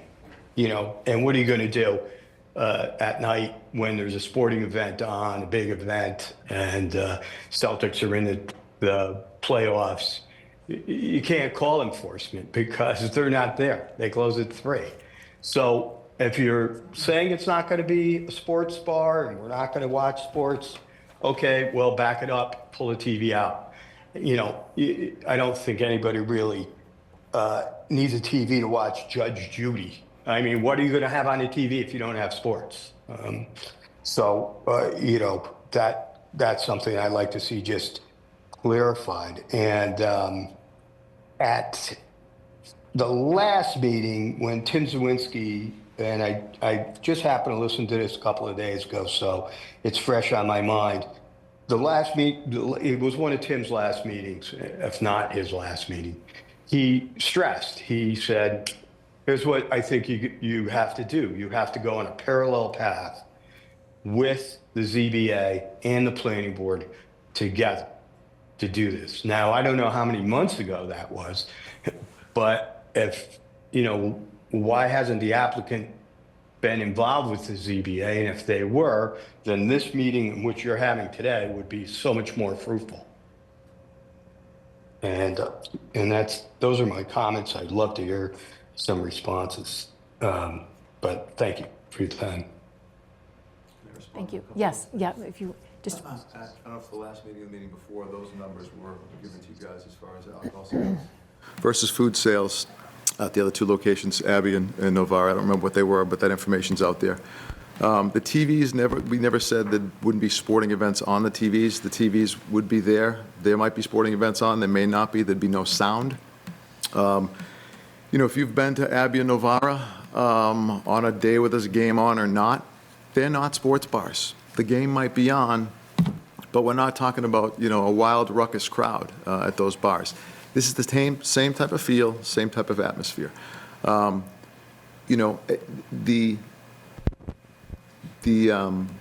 aren't going to Novara or Abbey to watch a game. If the game's on, they'll watch it, but that's not the kind of place it is. And then, as far as, a ruckus drinking place, have you been to Abbey and Novara after 9 o'clock? I have. Yes. It drops off pretty quickly. And this place was going to close earlier than those places. So the incentive for someone to go to this place later isn't there because they're not open late enough. Unlike an Abbey and Novara or any other restaurant that's open till midnight, 1 o'clock, whatever. So that customer isn't there. That customer is not going to this restaurant, in my opinion. Yeah, I would have to disagree a little bit with that, Mike. Navarro has a TV screen the size of, it's like, based on the movie. It's huge. And I've seen Celtics games there, and I've been there. I walk by Abbey Park all the time. There's always a game on, and there's always a full crowd around watching it off the TVs. So, and they're definitely not eating. So, I understand you're saying that, that's not the crowd, but then why have it? Why cater to it? It gives less of a chance, for the establishment to have the temptation or the customer to come in. Well, we're not going to that bar. They don't have a TV. So we're not going to watch the game there. So if it's so food forward and such a high-end restaurant, then you'll have the food to make people come. You don't need a TV. You don't need the Celtics game on. If you want to have somebody who's going to watch a Celtics game, have a few beers, then you have a TV.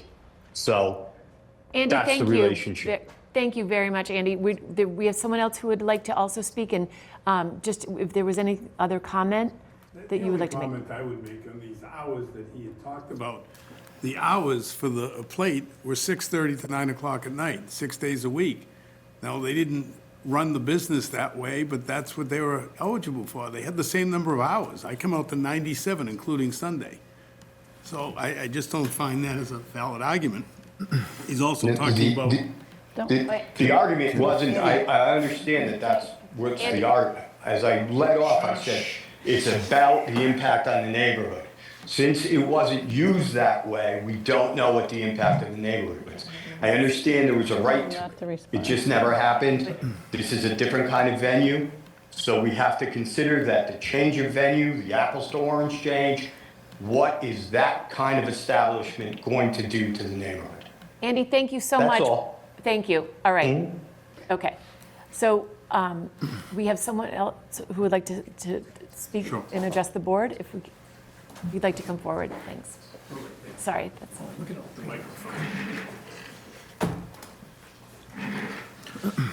Hi, my name's John Cohane. I live at 73 Antwerp Street. I am a select board member and a town meeting member and a member of the East Milton Neighborhood Association.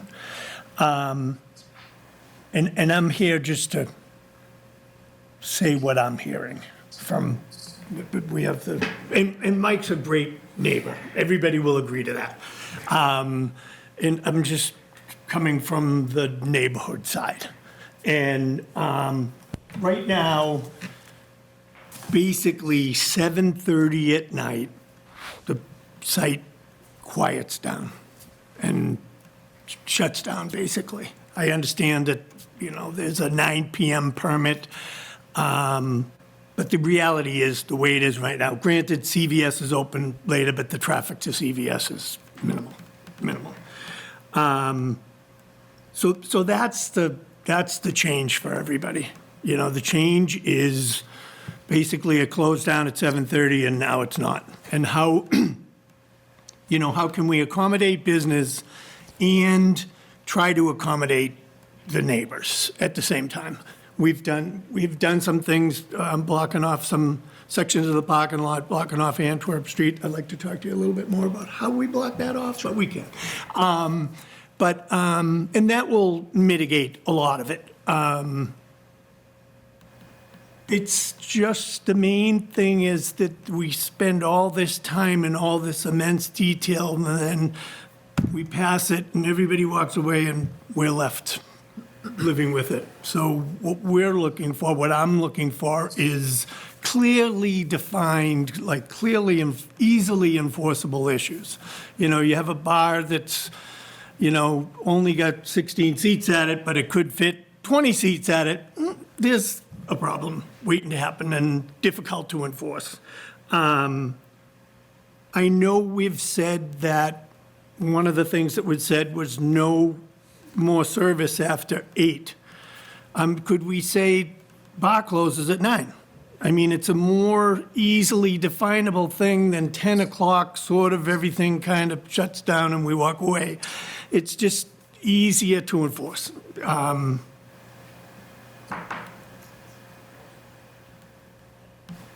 I heard mentioned earlier, like the duration, in hours per week. But what it really is not duration in hours per week. It's late night, after 7:30, 8 o'clock at night. That's the issue, not, total hours in a week. And I won't keep you if you've already heard a lot of things that I was going to say. So that's really all I have to say is, can we have clearly definable, easily enforceable things that come to us? Thank you. Thank you. Thanks, John. Thanks. Anyone, are there any other hands up? Cheyenne? Yes, we have 4 people. Okay. So first, we have Bob. And then Bob, could you say your full name and your address for the record?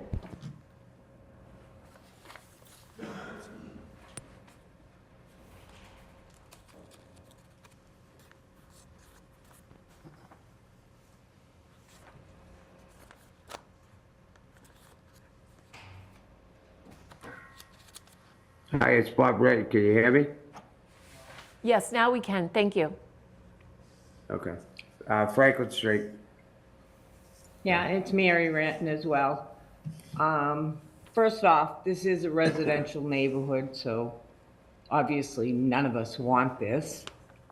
The odor is incredible. And Mr. McNoser, as you well know, I have complained to you about it before. You installed years ago a new system, which I told you was not working, and you said that was the best I could do. Is that going to happen again? Just curious. So it wasn't a system, it was a filter, sorry. It's noisy there all the time, and after 7, it's good. It's not bad, but we certainly don't want it till 10 or maybe even later because you've got people that are drinking, and alcohol is just not a good mix in a residential neighborhood. I find it totally unfair.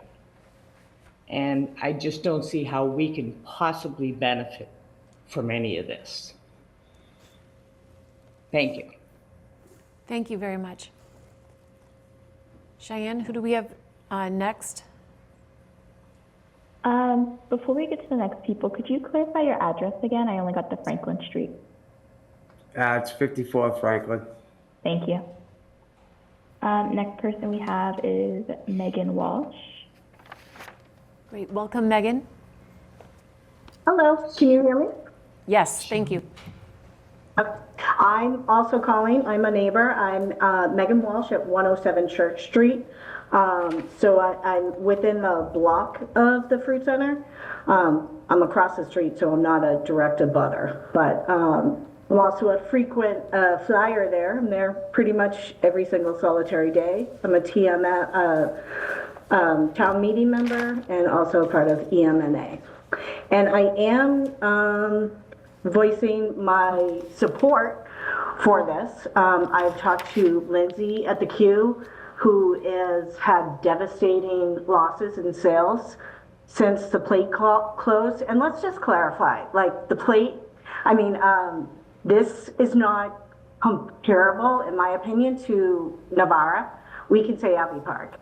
Abbey Park is not like, you know, really a party place. A lot of people go there for dinner and yeah, a couple of drinks, but it's not where you're going to watch sports and be rowdy. Navarre is a much larger location. One of the concerns we have as neighbors has always been the smell, and I appreciate Mike, regardless of where this is going, to mitigate that. I definitely appreciate that change. As far as TVs are concerned, I think that's kind of crazy point. That it's more white noise, I think, in a bar. And again, it's not really bringing in that clientele. And once again, I think this area is for people that are shopping at the Q and want to meet friends and have appetizers or a drink or lunch. I think it's so necessary at this time, and mainly just from speaking with Lindsay at the Q and really hearing how devastating the result of closing that has been to her business. So, you know, I go there at CVS at 8 o'clock at night. There's 1-2 cars there. So we definitely have the availability for parking. And I think Mike is a great neighbor. He's a great advocate. He's been wonderful and supportive to Milton as a whole. And I think if we express concerns, he's going to listen. And, you know, I think this is really necessary for maintaining that whole business environment. And again, it's the Milton Marketplace. It's not a sports bar. I think it would just be a really cool addition. So I appreciate everything that Mike and the planning board are doing to mitigate any wrongs to the neighborhood, but just as a neighbor, I just want to express my support. Thank you. Thanks, Megan. Okay. Next. Okay, the next person's up here. I'm sorry. Hello. Oh, hello. Hi, it's Lindsay from the Q. Hi, Lindsay. I live at 18 Trask Ave. I just wanted to call in today and show my support for Michael and Vance. I've met with them multiple times and gone over this project with them. I think our only concern was them opening for breakfast, which they agreed to. I think the health of the second floor really needs to be put into consideration with the extended part of this process. It has incredibly devastated my business, as well as the nutshells. It concerns me that there has been no thought of getting this approved as soon as possible or some decision to be made. Michael and Vance have put a lot of time and thought into every step of this. And I think after you guys said about retail on the second floor, I think we do need a restaurant like this. We need it to be lively and booming. And it's a food, something you need every day. And that brings us up more people daily to meet up, gather with their friends, their family members, and come together as a community. And that's what the Fruit Center is. That's why I loved it as an 8-year-old girl wanting to open a store here. And I'm really excited about the future of what they have to offer. And I really hope that we can come together and quicken this process so we don't lose the other businesses up on this floor. And I really thank you for all your time. Great, thank you, Lindsay. Before we go on to just, because she's a business owner, I had asked a question a while ago about leases. Are your tenants upstairs provided with leases?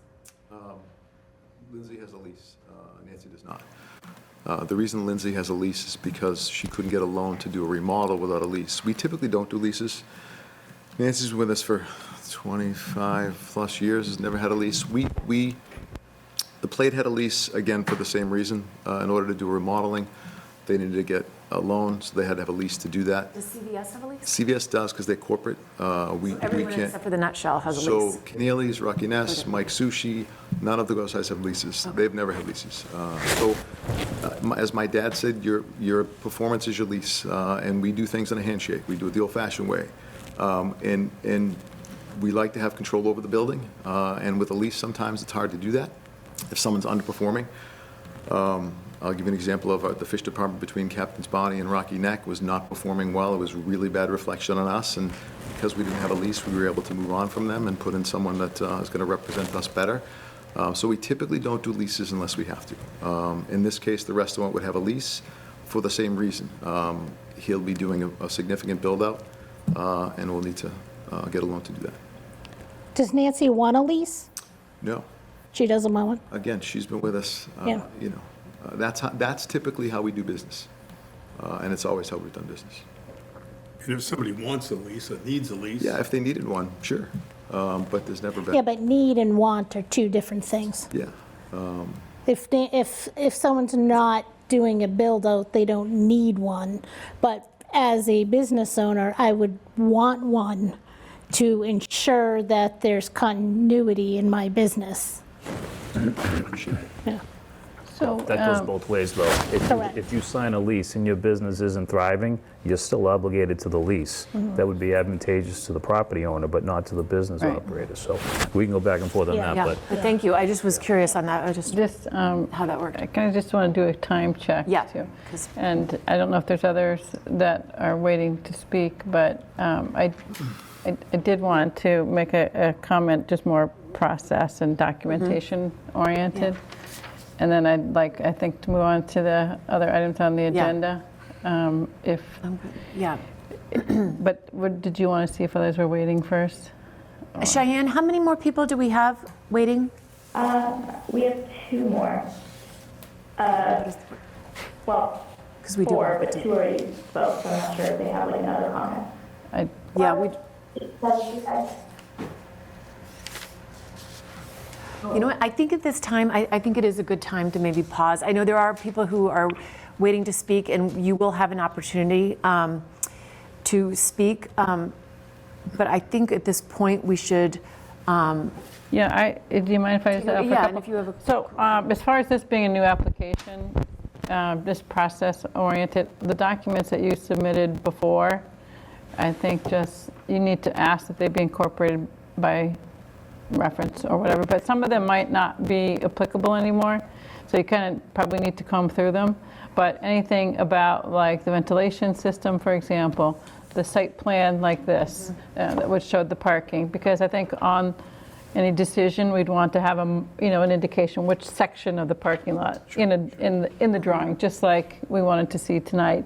So that's one thing, and then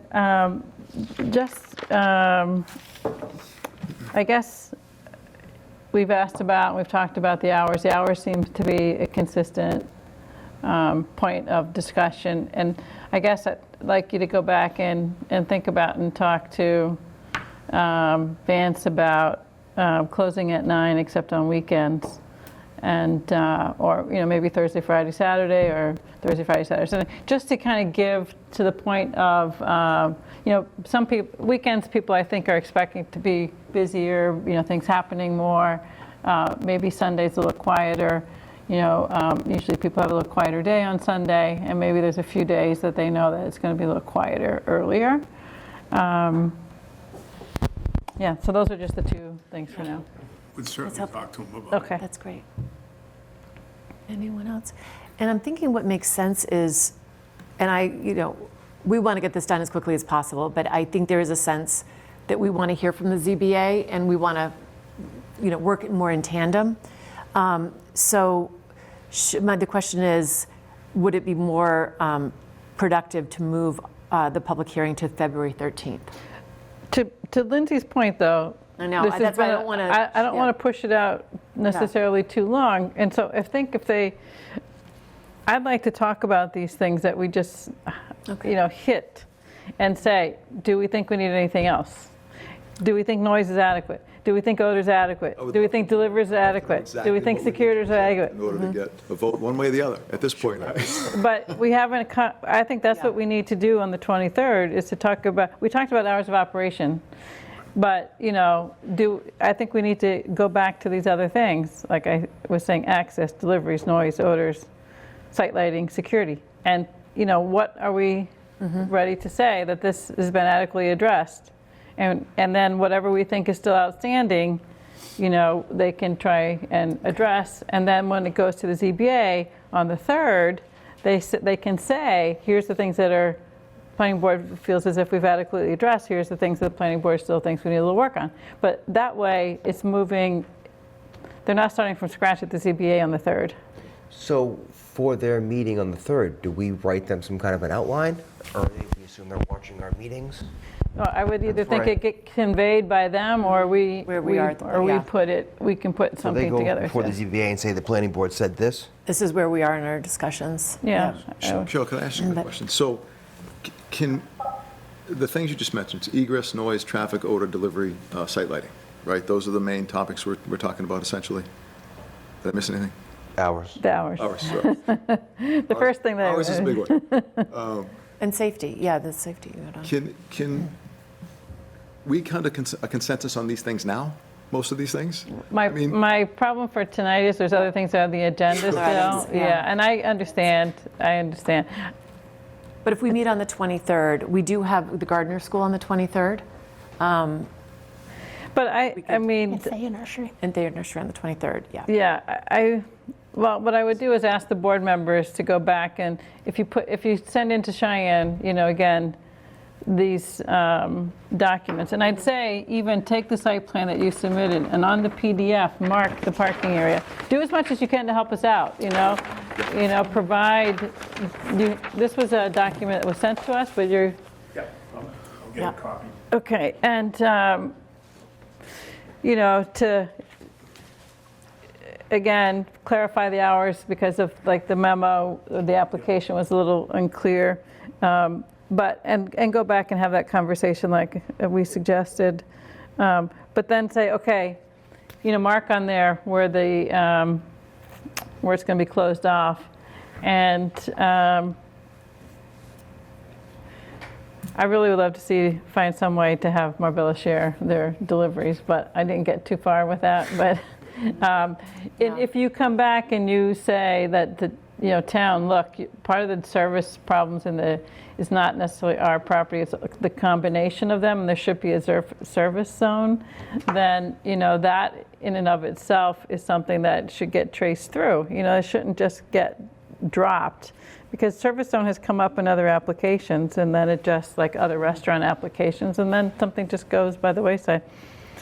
When Rich Beeler was on this board for 5 years, he talked about delivery zones in East Milton, and never felt as if It is being adequately addressed. I know for Abbey Park and Navarra are talking to the Traffic Commission on reopening those parking spaces as loading zones. Okay, great. They just were trying to make a decision, get it more information as we're looking at the Falcone project about to start, and whether they're going to close off and Franklin Street possibly becoming a one-way. So they're trying to incorporate all of that. But the loading zone is absolutely essential. But also, I know this is off topic, but along those, is it true that the parking lot at the church that is supposed to be used for Novara parking, is that now being used for 440 for all the construction and workers?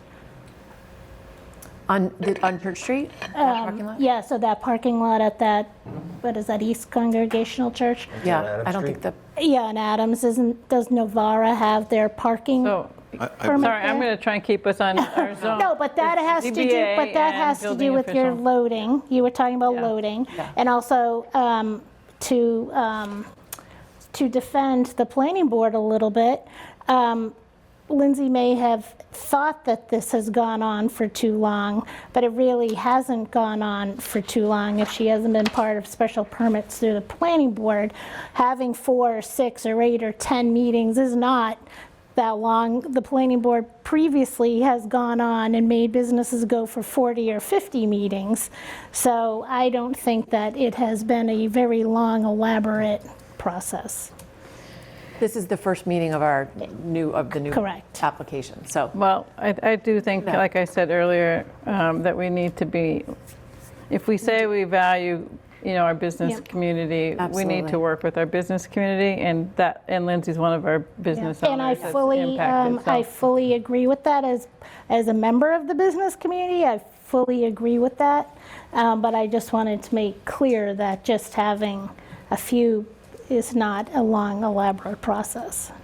Okay, Just so a with minute, that, Madam, I'm sorry. oh, In yeah, the spirit sorry. of asking for things, will you ask about egress and stairs, maybe closing it for, using it only for egress, maybe after 7 or 8:30? Sure, absolutely.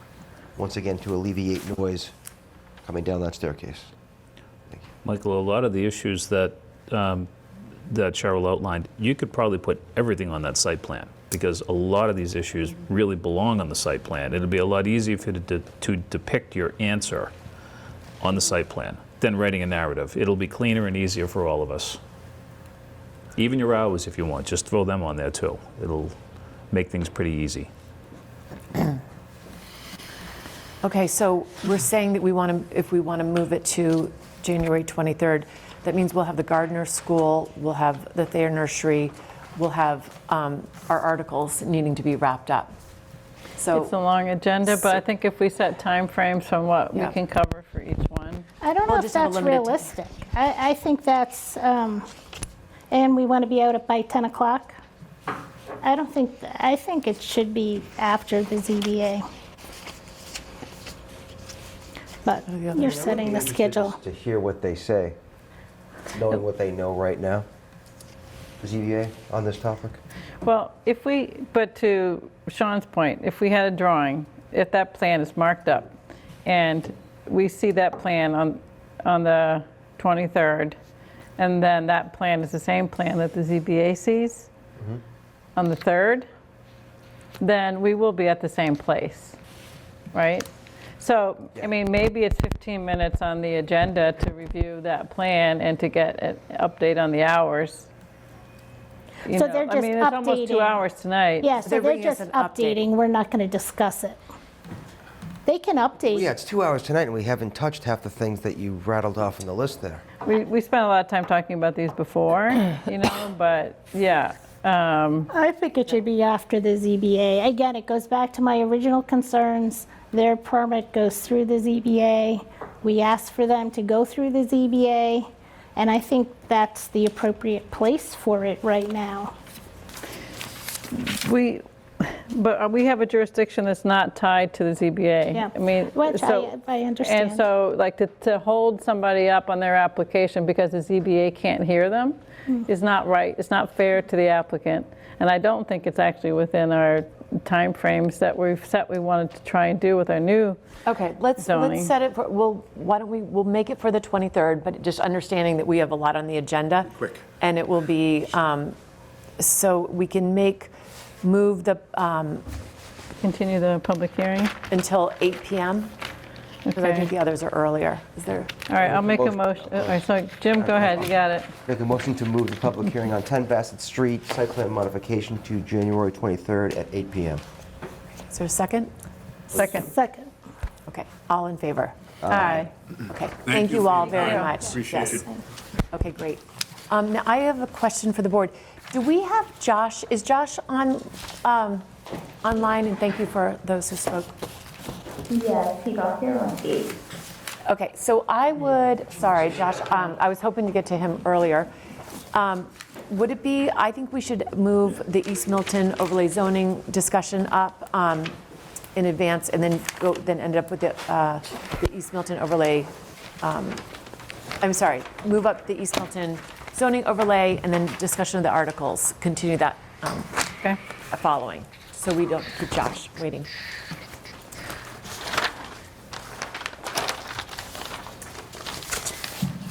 All right. We can let Josh in.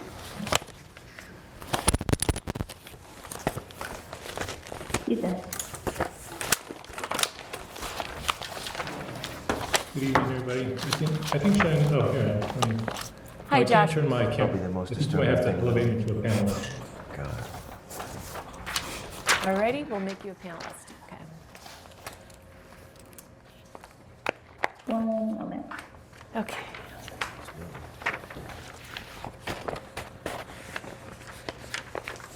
There we go.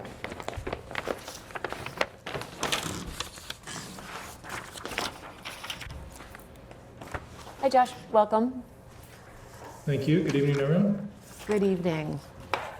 So I think when we last met, we sort of wanted to take this evening and focus on the text of the zoning language. Did you have, you were very thorough in going through the design guidelines the last time. Is that what you were thinking we were going to discuss this evening as well? Yes, I don't have any presentation per se, but just wanted to rely on the materials that we had sent to you also. I can put those up on the screen, or you all can if you That have would those be great. available either way. That would actually be great. And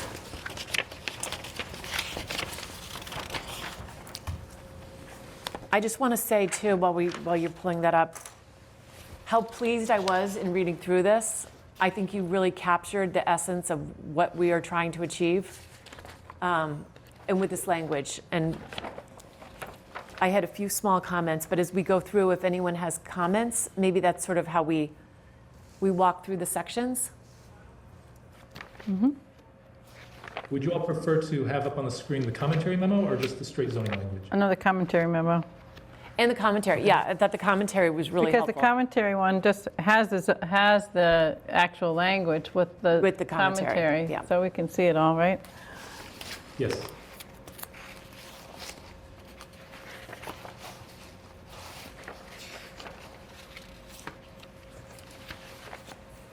Okay, can you see that now? Yep, got it. Great.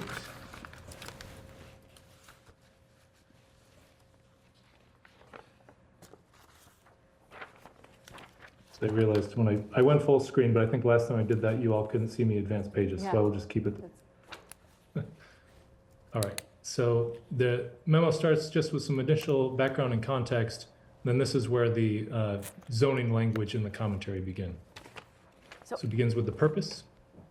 So in the background and context, there was just one sentence that I'm not sure if it was just a word, but it's the fourth paragraph, the third sentence from the bottom.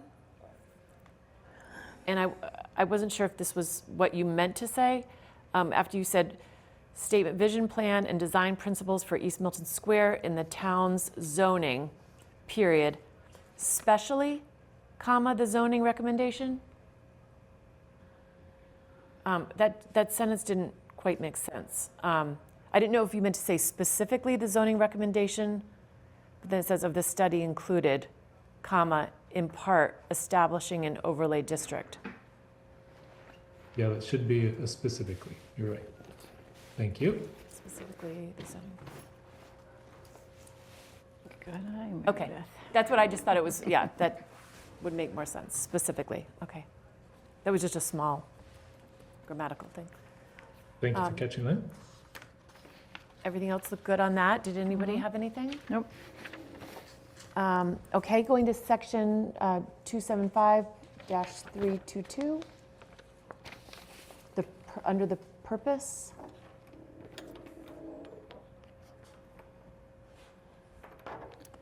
I just had one item. I thought everything you have in here, the A through F, is great. But I think a lot of what we heard from the community forums and the survey, and what is in the zoning language, I would ask the board if they would consider adding preserve and enhance historic character of East Milton, and and townwide as a gateway entrance. Because I think that's sort of what we heard a lot about a gateway coming in, the historic character, and that this is a way that we can preserve that character. That just seemed like that was just one. Wait, where are you going to put that? It could be G. Okay, a whole new, or should it be, Or I would trust your wording if you know, if, or I should wonder it if be it the could first go one? under C, where enhancing the sense of place and district identity, because through it, preservation of can- historic character. I think you could, I don't say Yeah. through, but somehow you can think about how to work that in. Or if Yeah. it should be a separate bullet, I agree to leave it to Josh to think about a little bit. Or, So I if you think want to. either of those options would work. Okay.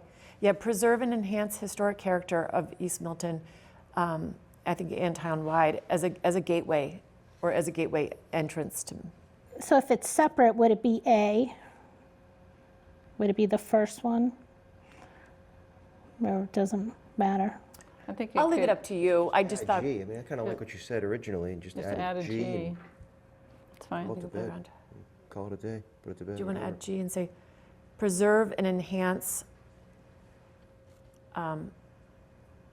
historic character of East Milton?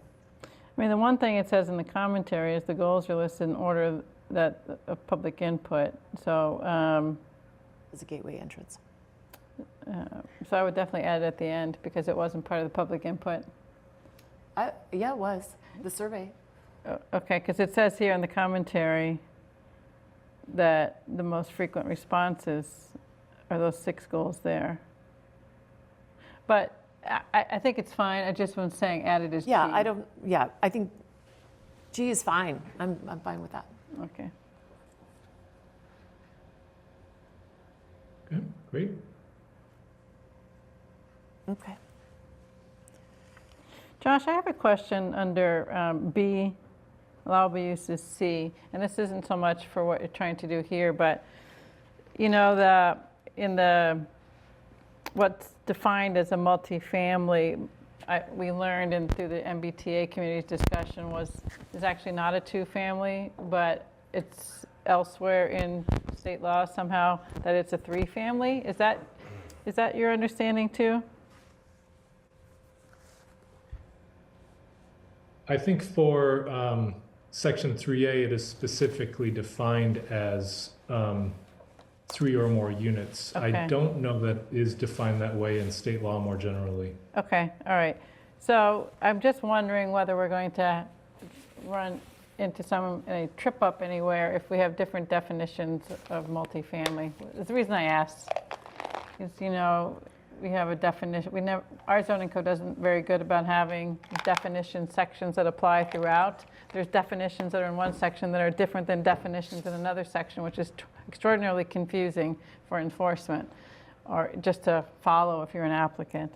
But I'm not suggesting changing it here. I just raise it as something for us to kind of pin for if we do get funding to redo the zoning in total, that we need to look at how our definitions are The problem different is everywhere. when HLC keeps making up definitions. Right, yeah, That's so not I was really gonna our, say that. Yeah. HLC is changing definitions, but typically what we've used, I think, is more consistent, so. But I get your point, because we don't want it to be confusing. Even in a definition section that said multifamily is this, and then you could say notwithstanding or whatever, that under section whatever, it's this. But at least it's like, you don't have to dig through like 3 different sections and find, oh God, it's not what I thought it was because it was over here, it was defined somewhere else. Anyway, Okay. sorry, a diversion there. Okay. So with our allowable uses under B, you know, we're limiting drive-throughs, gas stations, garages. I get that. You know, the joke around town is that we don't need any more hair and nail salons, realtors, and dentists. I mean, how do we steer this? Can we steer this further, or are we looking for trouble doing that? What do you think, Josh? I mean, I think if I see another beauty salon, I'll be a little disappointed, to be honest with you. I think while those types of personal services, sort of in the evolution of business districts, they tend to fill in where other businesses aren't yet sort of creating a critical mass together.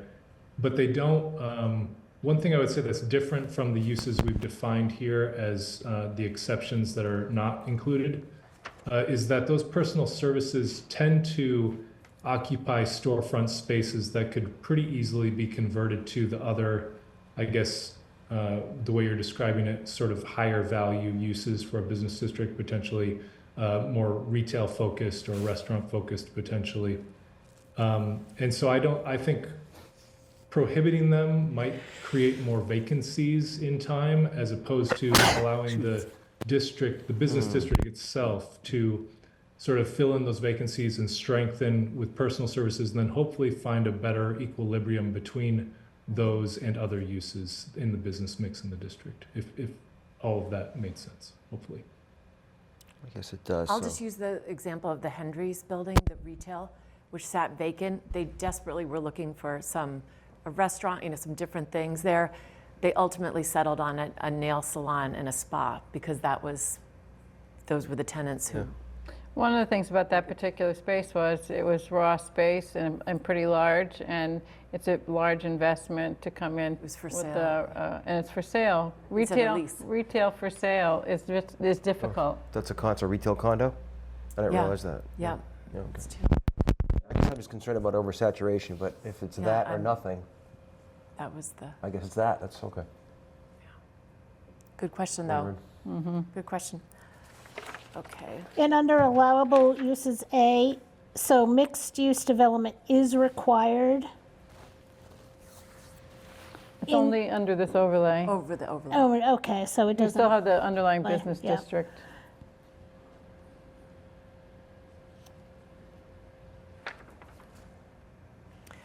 So I did have a question on D. We're saying that at least 50% of the usable ground floor area of the building must be designed for and occupied by non-residential uses, meaning commercial. I guess my assumption was the entire that it fully needed to be commercial, so had that the we didn't same. lose, so we're not losing commercial space. We're gaining the opportunity for residential, but it's not a loss of potentially of any commercial space. Yes, especially since we've heard that it's really difficult doing business in non-commercial areas in town. That to me, it seems, counterintuitive to put or mandate or not allow or require commercial all on the first floor. Well, it does say at least 50%, so it doesn't mean that it can't be 100 or 75, but at least it allows the owner of the building some flexibility if he can't find, I mean, my assumption is that it's much more desirable for anybody as commercial space than residential. People don't want to live on the first floor most often. Especially if we think about the boundaries of this district and what's included and what's not. Yeah. I think this 50% may have come from what we did in Milton Village, and part of it was thinking that you could have parking behind, that kind of like the Starbucks has,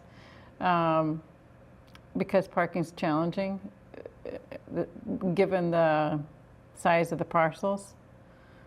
So it's the ground floor area of the lot, not the building itself?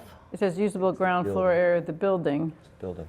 So that's what so it wouldn't include parking. Yeah, if it's a garage structure and you park inside, then it's parking. That's true. Yeah.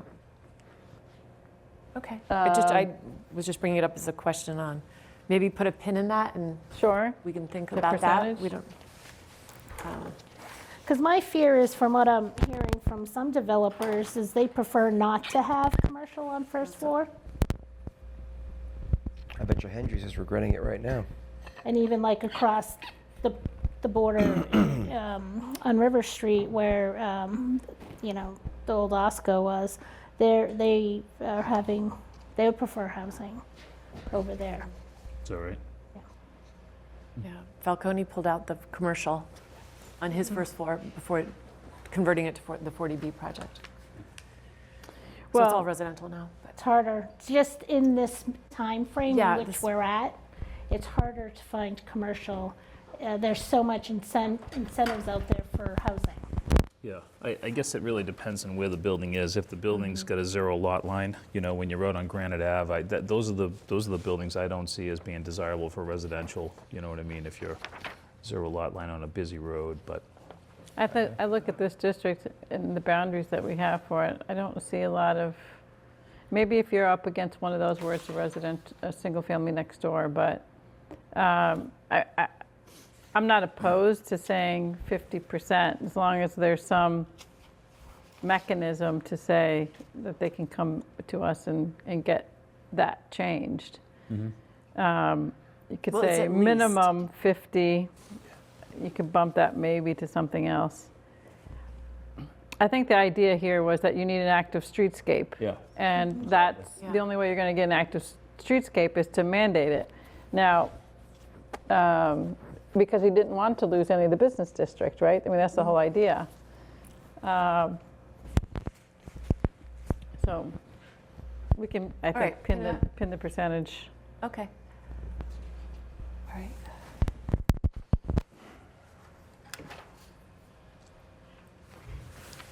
Anything on C, dimensional requirements? Building height? Oh, I guess, well, under setbacks, front yard setbacks, no less than 0 and no more than 10 feet. What if somebody wanted more than 10 feet? Well, it's kind of, again, that active streetscape. Because what if they want more than 10 feet to make a more pleasant store frontage?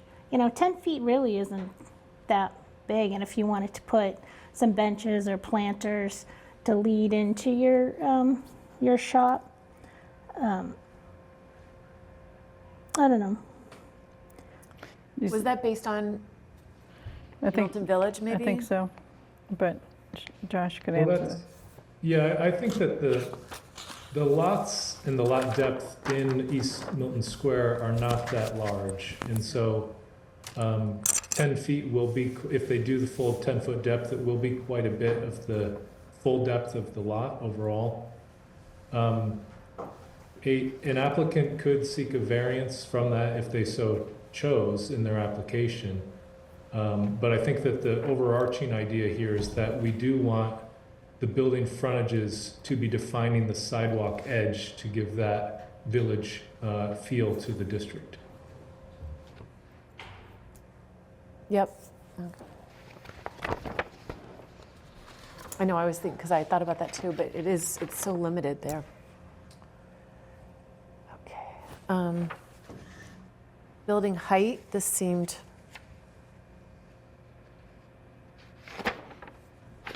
I really appreciate the commentary that you wrote. I think that's going to be really helpful. The commentary needs to live beyond just planning board, because there'll be different planning boards in the future, and It's really helpful to understand. It is. Will this commentary actually stay within this text in the bylaw, or will it be indexed somewhere? I don't think it'll be in the Well, it won't bylaw, be. but It'd be nice to provide it to town meeting members, certainly in advance of our May town meeting. Yeah, I'm just thinking to Yeah, well, that'll be a question we'll As have it to, lasts, yeah, yeah. figure that out. 'Cause in the that's- planning department probably. Yeah. But town meeting should certainly see it, yes.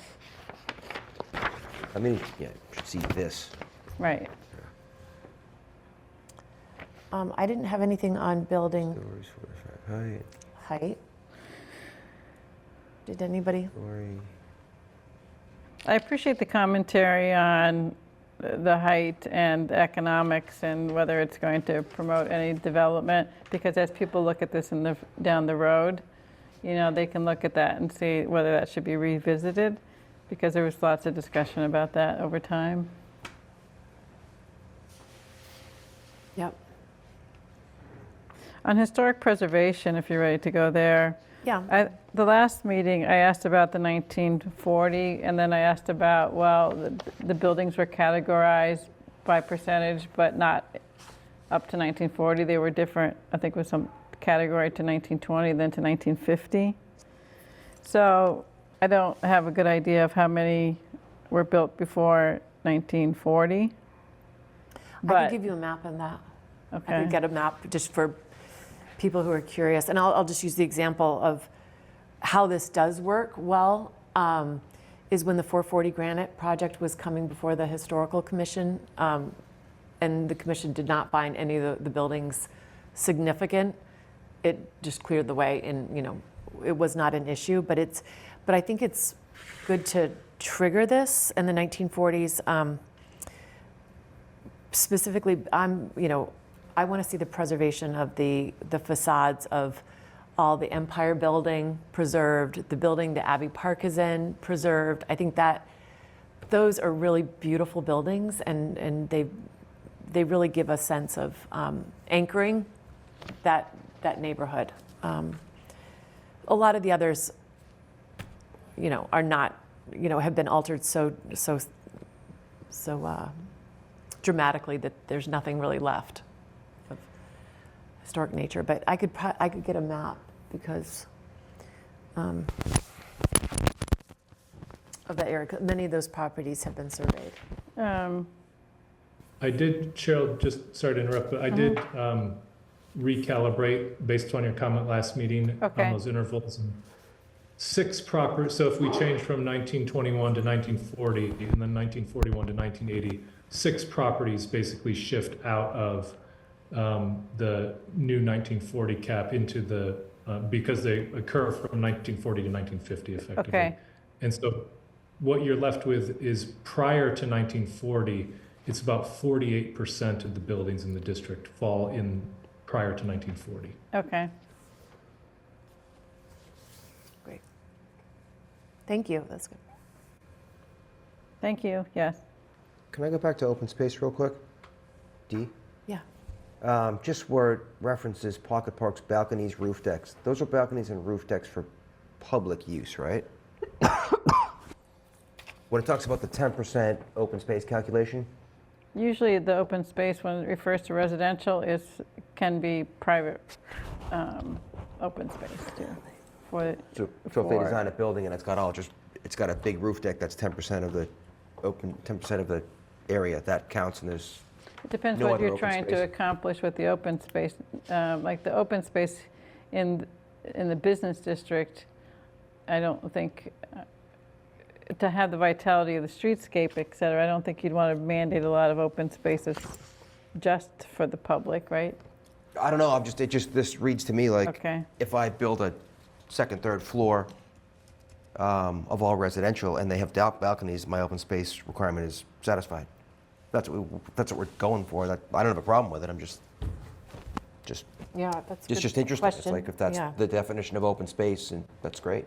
That's In my experience, when it's requiring open space for residential, it's for the residential users, not for general public. the individual condo owner or They would Or qualify. roof deck would be like open to a the- common roof deck A common roof deck, for yeah. the condo For the owners. residential users, Gotcha. yeah. Okay. Not for the general public. That's my experience, but it doesn't mean you can't require open space that's open to the public for, I mean, normally it would be unusual if it's all residential, but where this is mixed use and you have the business, that if you had some open space at the first floor. But again, if you had a mandated open space at the first floor and your building footprints are pretty small, Yeah, right. It's not going to work. I'm just yeah. just wondering about it. So yeah. Yeah, so I I would wouldn't agree. consider open space a balcony, but it is still the commercial district, so I'm not expecting to see a lot of open space. Okay. A tree, to break up a facade is different than like an open space requirement, I would think. Okay, I'm good.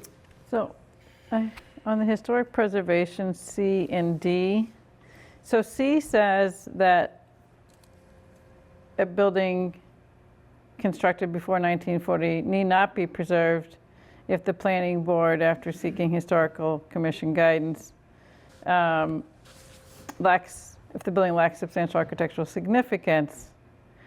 But then, or if it's in deterioration.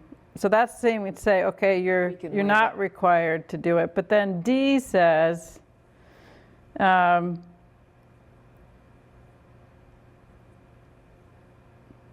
it doesn't seem that there's any opportunity for demolition.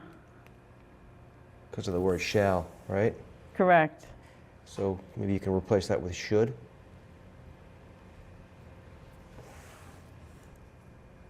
Well, if we're approving the project, I think this is being permissible to allow. But doesn't it restoration. contradict C, is what I'm kind of getting at? Do you see it that way? Yeah, because of the word shall. Yeah. Shall preserve.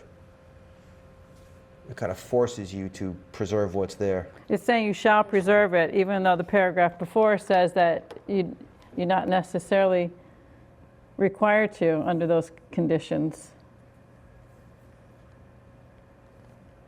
I see the conflict you're pointing out, Cheryl, but the way I interpret it is that it's more of a two-step process, that there's guidance first, and if that guidance shows that there's no historic significance, then that's kind of the end of that pathway.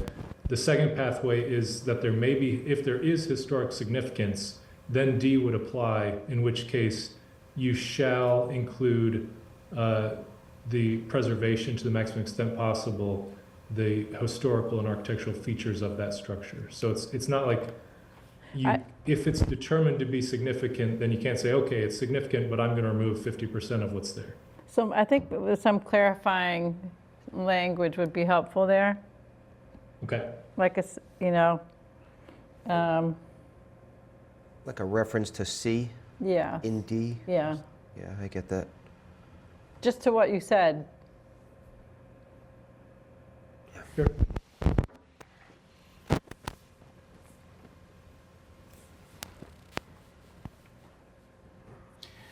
One question on that, maybe I'm just, should it, Josh, in that first sentence in D, should it say the project approval may allow the restoration, rehabilitation, renovation, repair, adaptive reuse, or addition to the historic structures in the district? Or should it say project approval may require? Yeah, the word allow. I don't know. What does allow mean? What if you didn't want to do it? No, it's a good point. Yeah, I think require was a better word. And again, we can give waivers to any, planning board can give a waiver. Sure. Particularly if we clarify, as we just said, that if the guidance is that it's significant, then yes, it should be required. I like that change. Okay.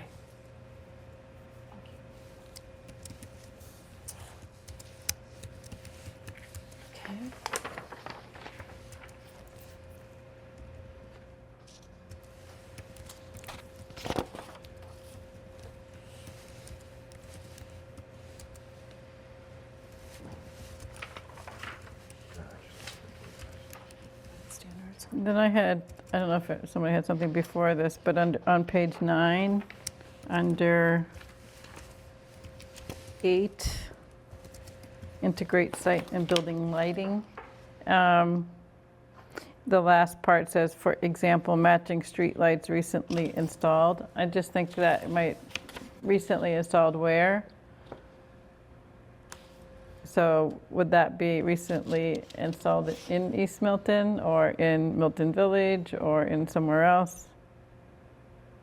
Yeah, I was thinking of the recent streetscape improvements around the park and. Yeah. So maybe just clarify if that's what that is. Yeah. Say, for example, matching streetlights recently installed in the park. At Joe Manning Park or what, in the, associated with the deck project or just something to kind of give it a little bit more definition?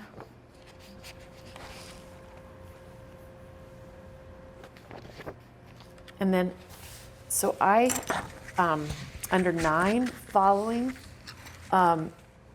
signs shall be integrated with the building design in place consistently on the building with a sign band integrating the facade design of the ground floor and coordinated among multiple tenants.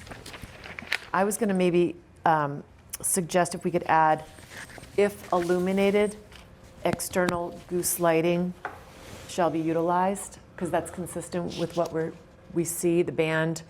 And not everyone has an illuminated, a lit sign, but I think, and we can talk about this a little bit later, we're running into some conflicts on our sign bylaw, and we're getting a lot of internally illuminated signs coming before the sign review board. So I think if we tell them what we want, that's what you see sort of on the signage. We just had the Santander big illuminated product, and that's what reminds me. But if we have new renovated buildings, it would be nice to have them be more consistent with the other buildings. So, What did you call it? External loose lighting? if illuminated, external gooseneck lighting, Okay. shall be utilized. I would just like say, I'd rather say is encouraged, because Is encouraged. the design guidelines and standards allow for some flexibility in the design not being too replicative. So it seems like All right.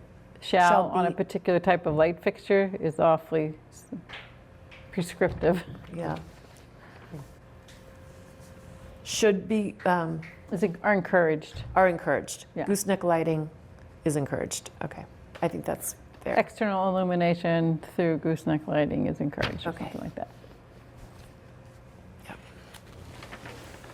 And that was pretty clearly illustrated in the guidelines as well. There was That's what I was going to say. Yeah. That would connect to the guidelines, so perfect.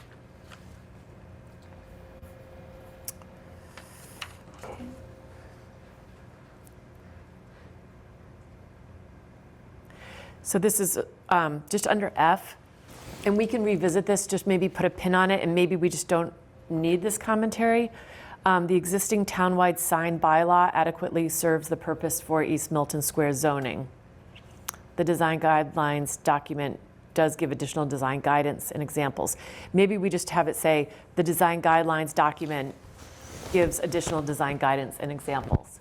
I do think it's important to point out that there is this other bylaw, though. I'm going to maybe suggest that we also update. Tim was constantly saying we need to update our sign bylaw. What would be really nice is if we could have that ready, and Tim has basically done a draft of it, which I'll circulate. I wanted us to get through this, but at some point he kept saying we need to update our sign bylaw.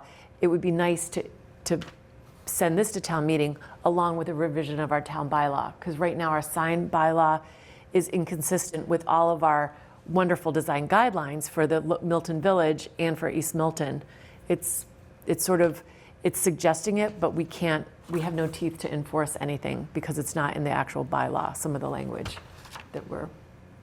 Well, it does, the zoning says it has to be approved per the section that requires it. Yeah. So maybe you're objecting to the word adequately serves, but Yeah, I you could guess. say Just serves the purpose? serves, Because if we're, and this is, again, we can put a pin on this, we don't yeah, have I to. guess you could just strike the first sentence of the commentary. Yeah, maybe I just do don't that, know. because then if we decide to introduce new language for the zoning, the sign bylaw, then we're, I'm not opposed to striking that. okay, First sentence, okay. all right.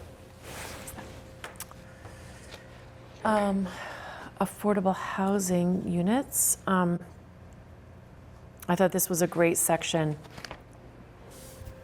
Should we make the percent higher?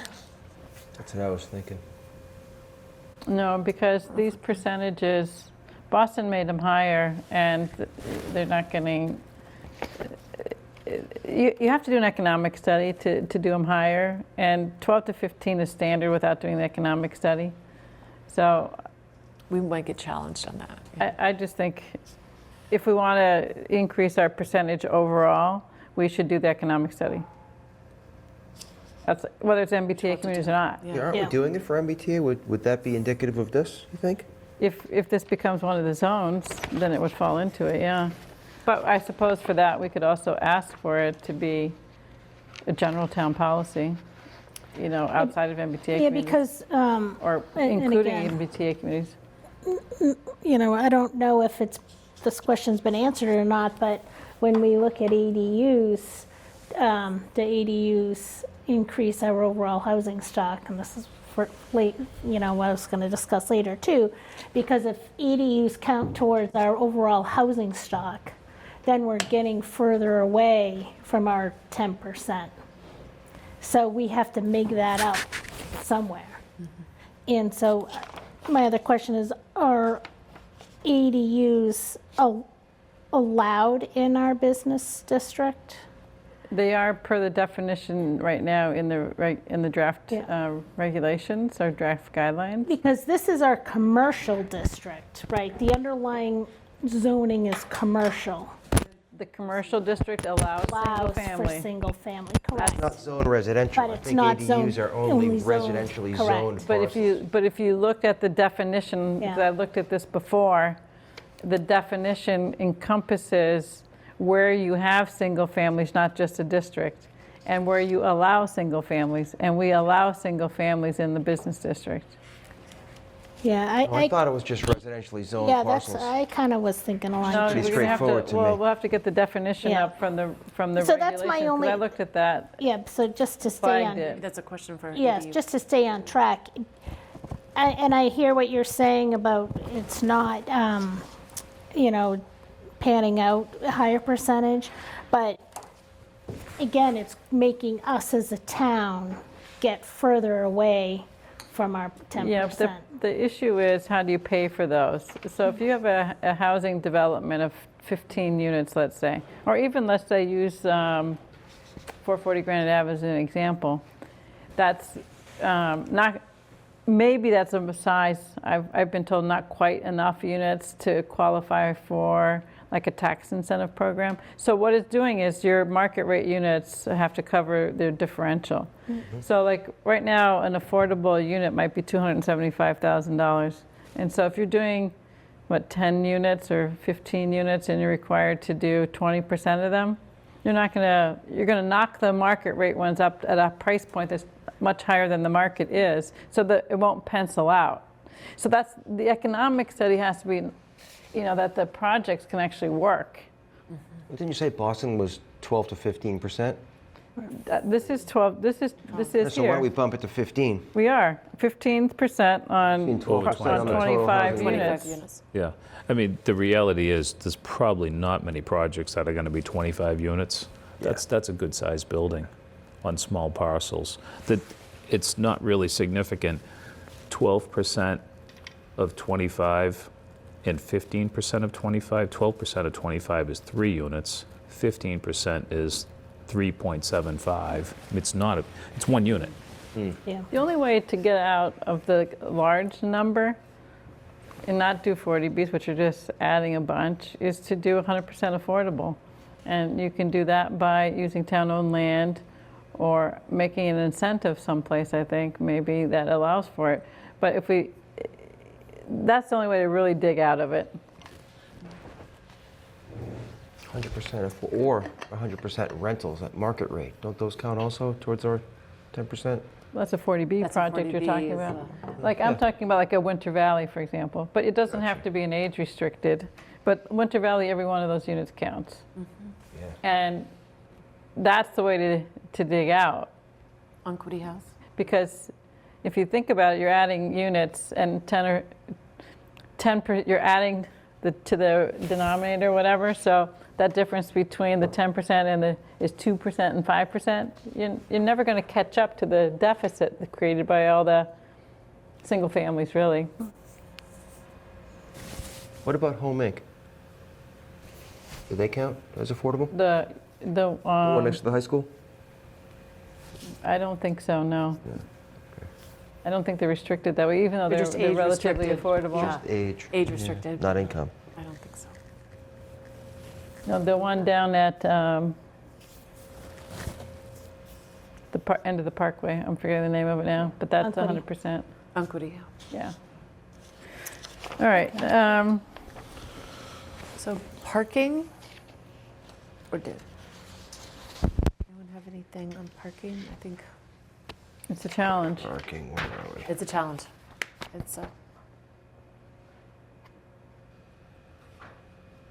I really think that to have some impact in East Milton, you need something that's common and shared, and it's not required by each small lot. But so I don't have any comments overall. I thought the commentary was really good at Josh trying to explain how complicated this is and the economics to seeing anything built.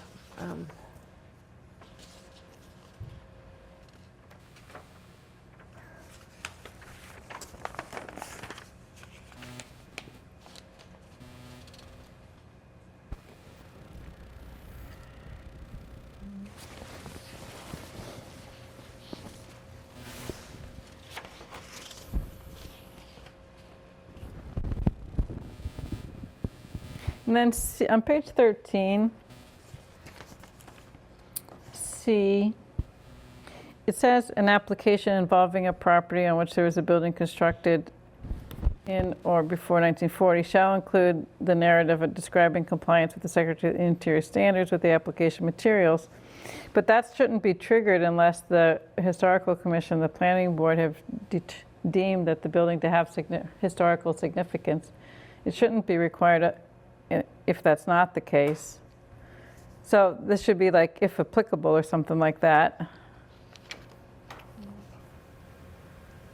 Yeah, you're right. I'll adjust that in the same way that I adjusted in the earlier historic preservation section. Okay, thanks.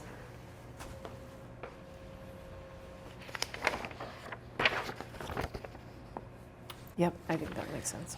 That's all I had. Josh, thank you so much. I really do like the, at the end too. Oh, there was something at the end under the recommendations for future changes that I wanted to comment on.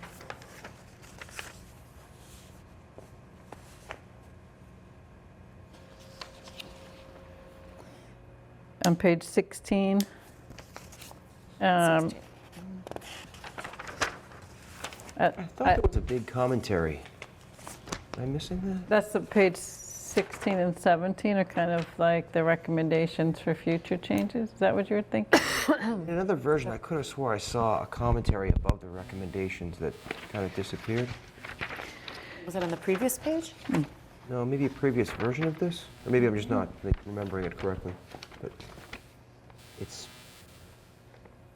spoke to. So while you're looking on page 16, it just is a correction under maximum building height. The first paragraph, last sentence. The 440 Granite Ave is not a 40B application. You're right. Thank you for catching that. Yep.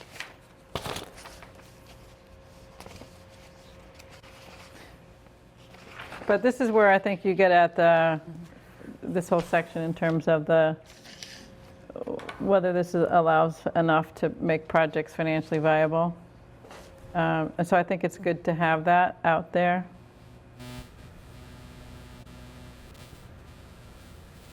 Yeah, I think it's important sort of technical advice for the future, but the community's been very clear, as you all know, and so I think a incremental approach, which is represented in the zoning recommendations, with keeping these things in mind for the future if you don't see the changes that you'd like to see. But it's also good for like town meeting members and other residents who want to understand the zoning. And so I do really appreciate all the commentary, including this part. So I think the map discussions too, you know. Yeah, that's like what I was there's just a going lot to of- say. Can we just, if we're ready, are we ready to move to the map? I think so. Yeah. Yeah, the part that I thought was commentary was actually the summary of 16, 17. It's all good. Yeah. Good, all right.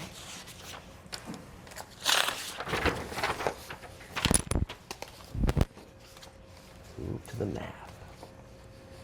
So I know I've said this before, but I think the post office, it's in the National Register. I know it's addressed you address National Register properties, but I think it's something, if we ever wanted to add it in, we could add it back in, but I think just removing that piece would be just, if it's in there, we want to see it redeveloped. Basically, I feel like anything that we, or has the potential to be redeveloped. We may not be on the planning board forever, and we hope not forever. But I think just for future, I think it's important that we. But would we rather see it be vacant and deteriorate?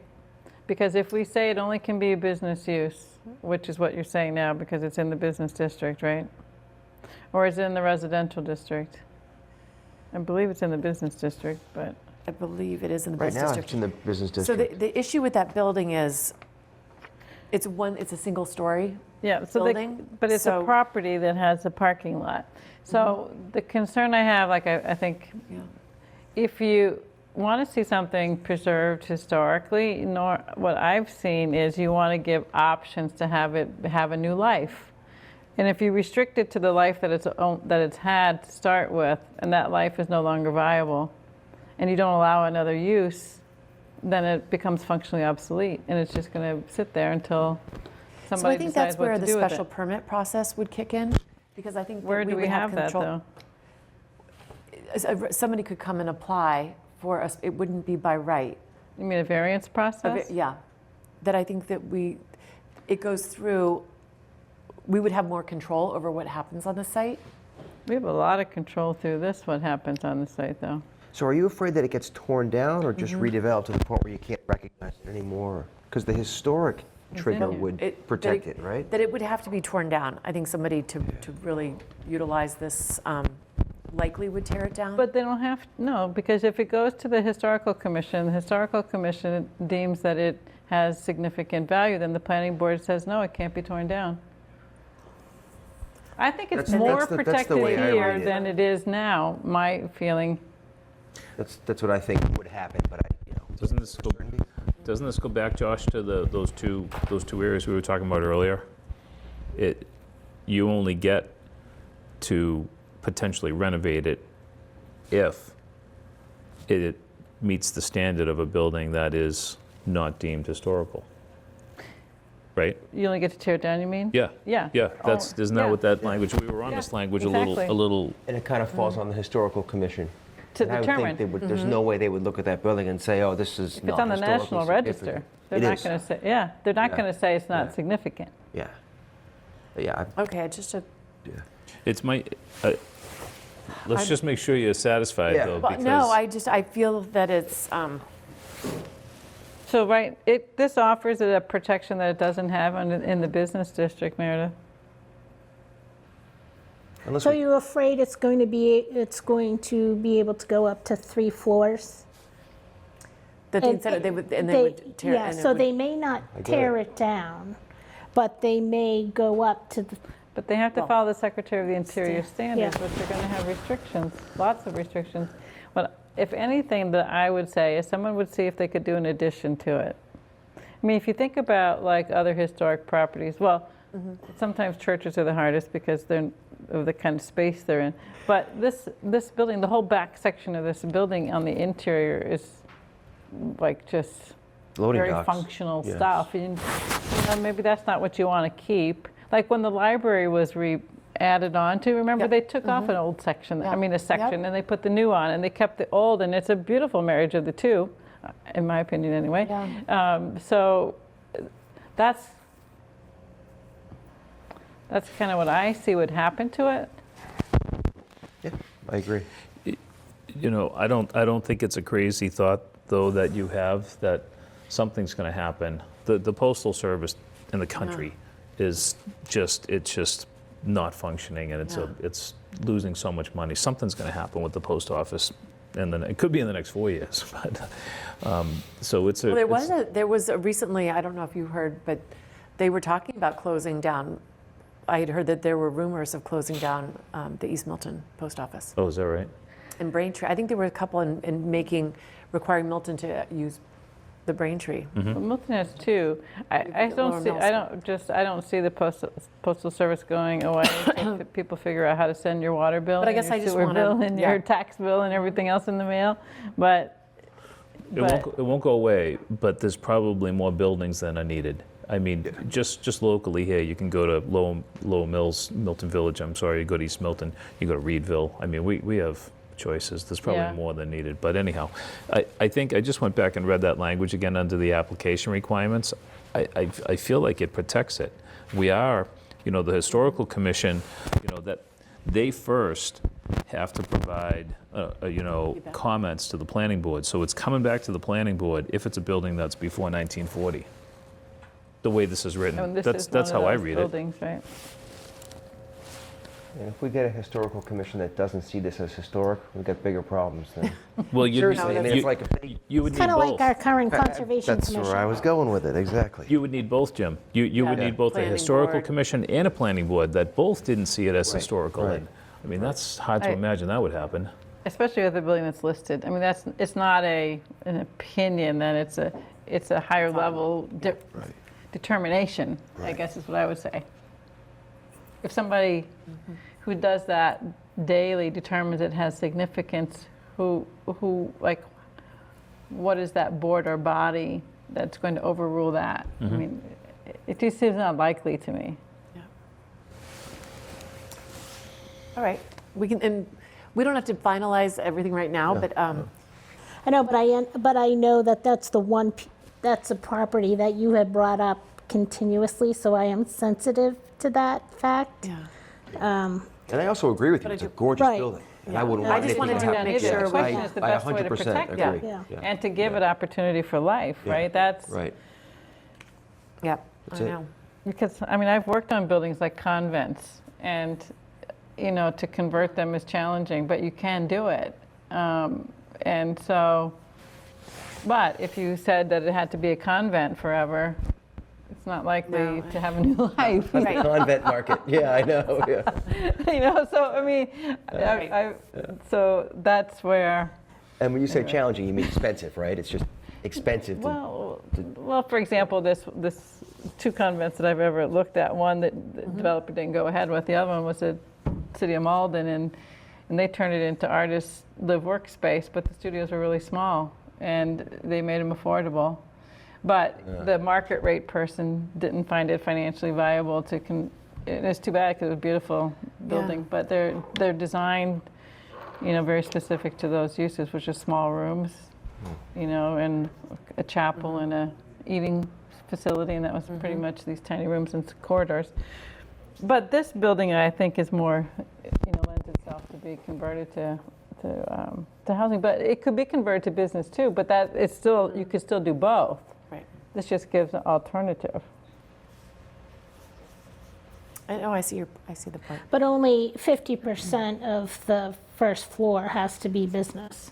Yeah. So that's why not have part of it be residential? We have residential right behind it. Well, I would want to keep more than 50% business on that because it's such a pretty building.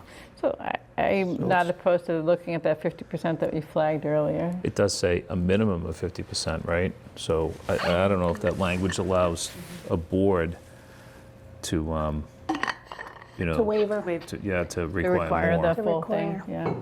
It would if it says minimum, if it's, Let's see, where is that? But even on that building, judging by the footprint of the first floor, I think you have less than 50% in the actual beautiful part of the building. So it would be protected, right?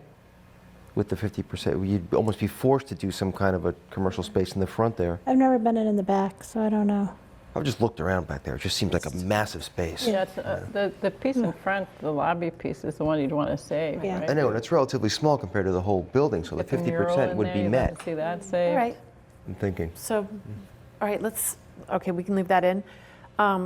What are people's thoughts on, and I only bring this up because, A, we've got a lot going on with this site right now, but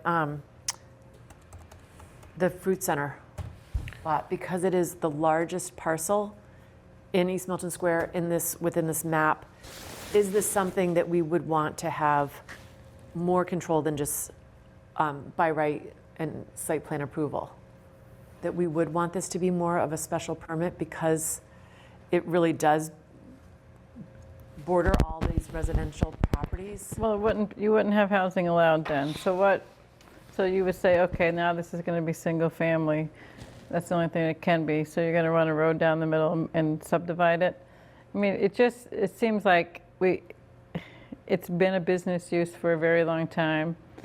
So if the fruit center goes away, it reverts back to the underlying zoning of single family residential. And we lose a taxpayer, a significant commercial taxpayer, and a significant part of the business. But people consider it to be, most people won't know that this is not part of the business district if they walk around East Milton Square. So I guess does the special permit give you more control over such a large site? Yeah. Versus by right? But I understand But if you look at what this zoning allows, it's the overlay. So it's requiring the 50% commercial. It won't. At a minimum. So it's not requiring anywhere close to the kind of maybe size of commercial that's there now, and it's allowing residential of a different type than single family. So do you need the same level of special permit when it's more residential than business, I guess is the point. It's not like you're likely to see the intensity of use that you see there now, I guess is my point. See, my fear is that if they just find a way to carve out a studio apartment, now they're mixed use. And now all of our control goes away.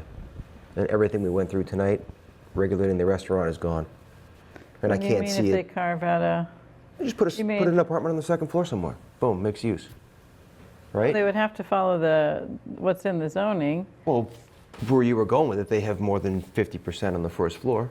I mean, it's just mixed use is mixed use, right? It's an apartment or it's a couple of apartments on the second floor and retail on the first at minimum. But if it's retail on the second with an apartment, it's still mixed use, right?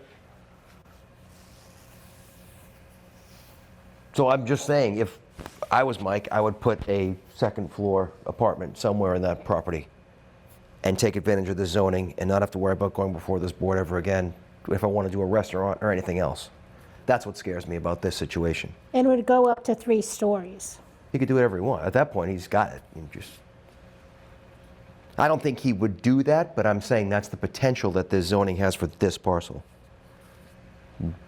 That's all. I don't think you're allowed does this zoning, I don't think that Milton Village allowed commercial above the first floor. I don't know if, Josh, do you remember if this one does? I don't think there's a limit. We had language in either pro or against. I'm just curious what it says. We're trying to understand what. I guess I'd like to think about that one a little bit more than I can think. I've been thinking about it for a while, and it scares me. I haven't been, so I'd like to think about it for a little bit. To your scenario of it stays and they add something. I was thinking it's a redevelopment. I haven't thought of your scenario too much. And it's coming on 10, and I'm not thinking as well anymore. Oh, I think this is whatever you great. guys want to adjourn. Your scenario is really challenging to do, though. I mean, you're a builder. I don't know. I just think so. It's just such an odd building. That building's probably been tweaked so many times. Yeah, there's so much plumbing running through there, and windows and egresses. It wouldn't be. I don't think it would be a problem. I mean, back where that frame shop is. I would definitely be concerned if it was redeveloped. Then it's a different story. But if it's redeveloped, you can't. It's too close to the property line, I think, on the back side. So I think somebody would knock it down. That's what I would. Yeah. Oh no, I'm not saying. I'm just saying for the interim, we're talking about control, and would we lose control of the property with the zoning? And I think we absolutely would if he puts in a second floor apartment, which is very inexpensive to do. That's all. Let's look at it both ways. Yeah, let's think about it. And a third floor. It has 2 floors now, so it'd go up to We 3. heat that second floor flat roof. Yes. That But we I want don't think is you right can- for a second or third floor. You would still have to meet the zoning. So it It could probably happen with the could get size a of that parcel. variance otherwise. Yeah, and it's not You built can't before just- 1940. Right. Yeah. It's more of a devil's advocate If thing. it's sold, it would be I- torn down. I think somebody, and they weren't going to. Yeah. And my worry is, would we be losing the fruit center, the marketplace, which the grocery that we. Well, they're still allowed under, it would, if they actually, what we should probably do is change underlying zoning to business and do the overlay, and then that actually protects the business use. I mean, they're in a situation where, they're at the mercy of two boards and the composition of those boards at the time that they want to make a change.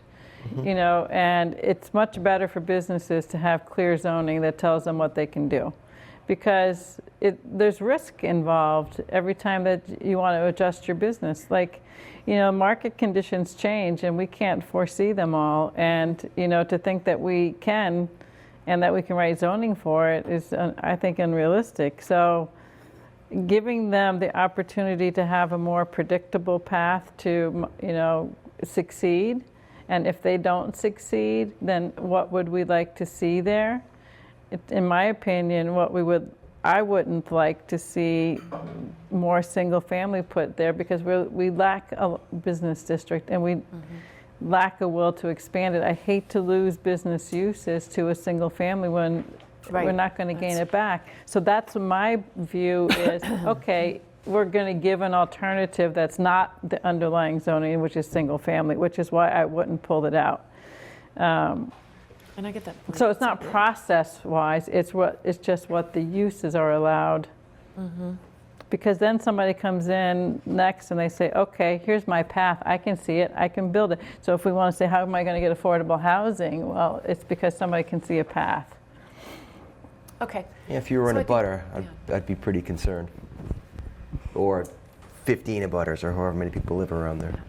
Just something that I thought we would want to consider before we go to a public forum on that. If we want to make changes, probably now would be the time.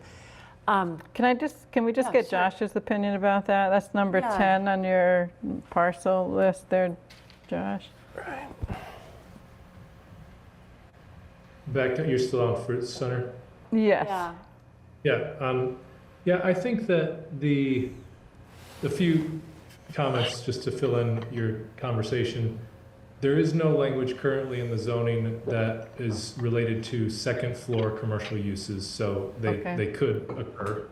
And I think that the current buildings, as they're composed on the Fruit Center property, would require variances, at least in regard to setbacks. If not others, I'd have to do some sort of measurements and calculations. But it's not as though the buildings as currently composed would be able to pass all of the requirements in this proposed zoning language. So I'm not sure that if they added, in the scenario that's been suggested, if they added a upper story residential unit in the current composition, would they then be able to do whatever they want, because this is a site plan review only and not special permit? I think that there would be enough variances required that the board would be able to say no to that scenario without it being a legal problem. And then Josh, so right now in the language of this, going back to that idea about the second floor commercial, it can be considered mixed use as long as there's 2 housing units and whatever commercial, because your definition was more than 1 housing unit or dwelling unit, right? Correct. Okay. Which fits for the scale of the district as well. Right. I think. That's fine, Yeah. I was just wanted to just make sure I understood that correctly. Okay. Okay. Thank you, Josh. This has really been great, and this combined with the guidelines, I think, is really good. There were a couple of minor things on the guidelines. I don't think it requires Josh, except that Josh may want to just hear about them. But and so I don't know if you. we, at the last, when we discussed the guidelines, I think we said we wanted to take a chance to, or take an opportunity to look at them and get any comments back. I mean, it's getting, the hour's getting late, but, so I don't know how you want to handle it. I have just,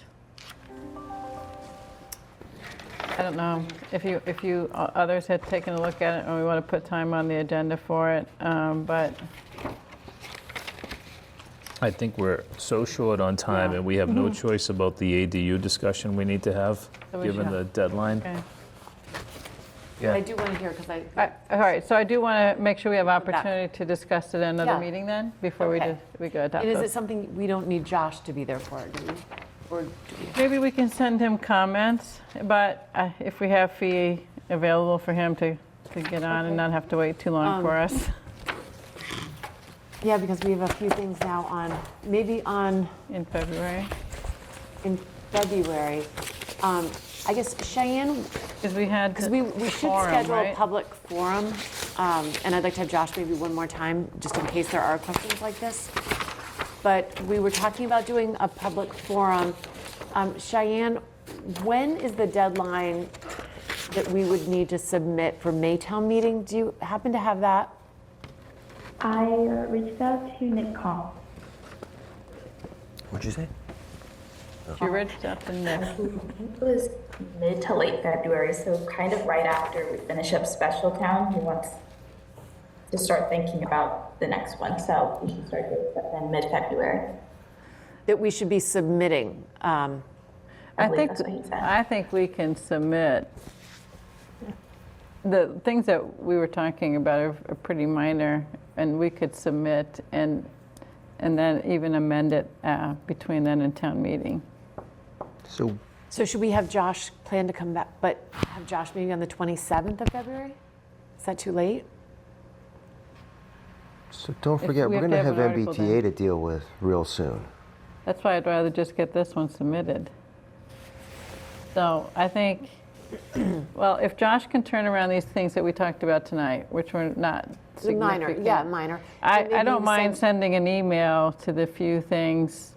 I mean, we can't have a email exchange discuss. about it, but Could advance the discussion in the meeting, though, if you do. yeah. Why don't you send it to Cheyenne? Okay. And she can send it to the board, and we can have a chance to review it. And But be ready actually, to- the guidelines don't have to go to town meeting.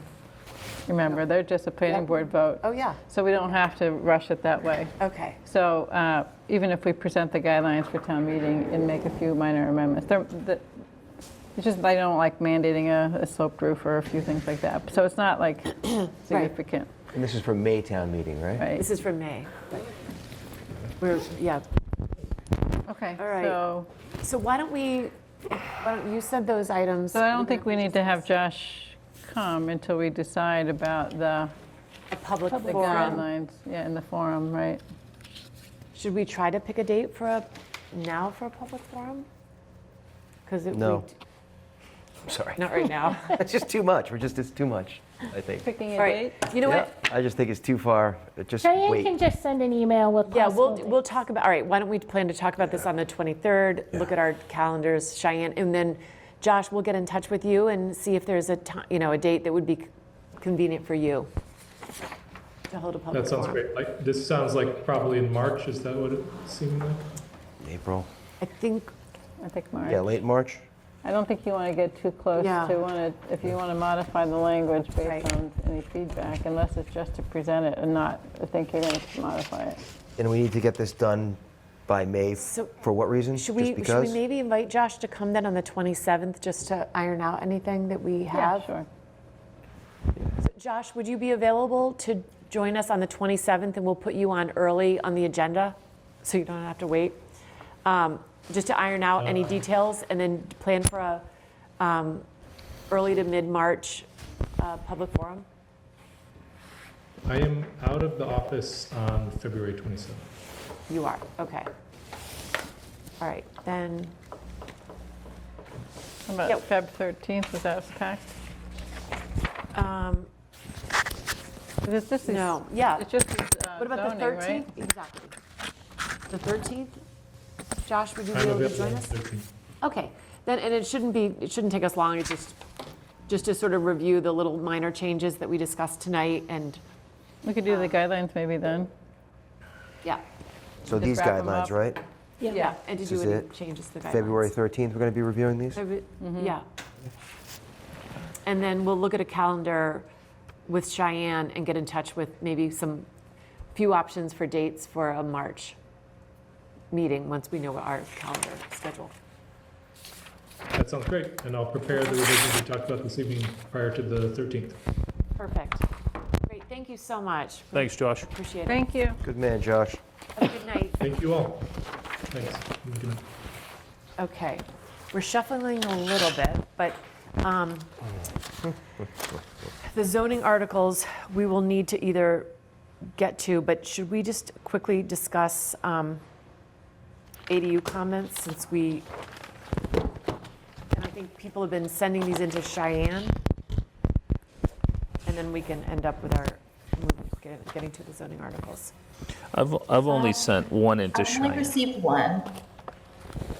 Yeah, I haven't sent any, Okay. and I probably won't send any. I was looking for the notes, Dylan. my notes from before. I did want to talk about the bus line because That's, I asked Cheyenne to, after I saw what she sent us, how far apart are the stops and the frequency of service?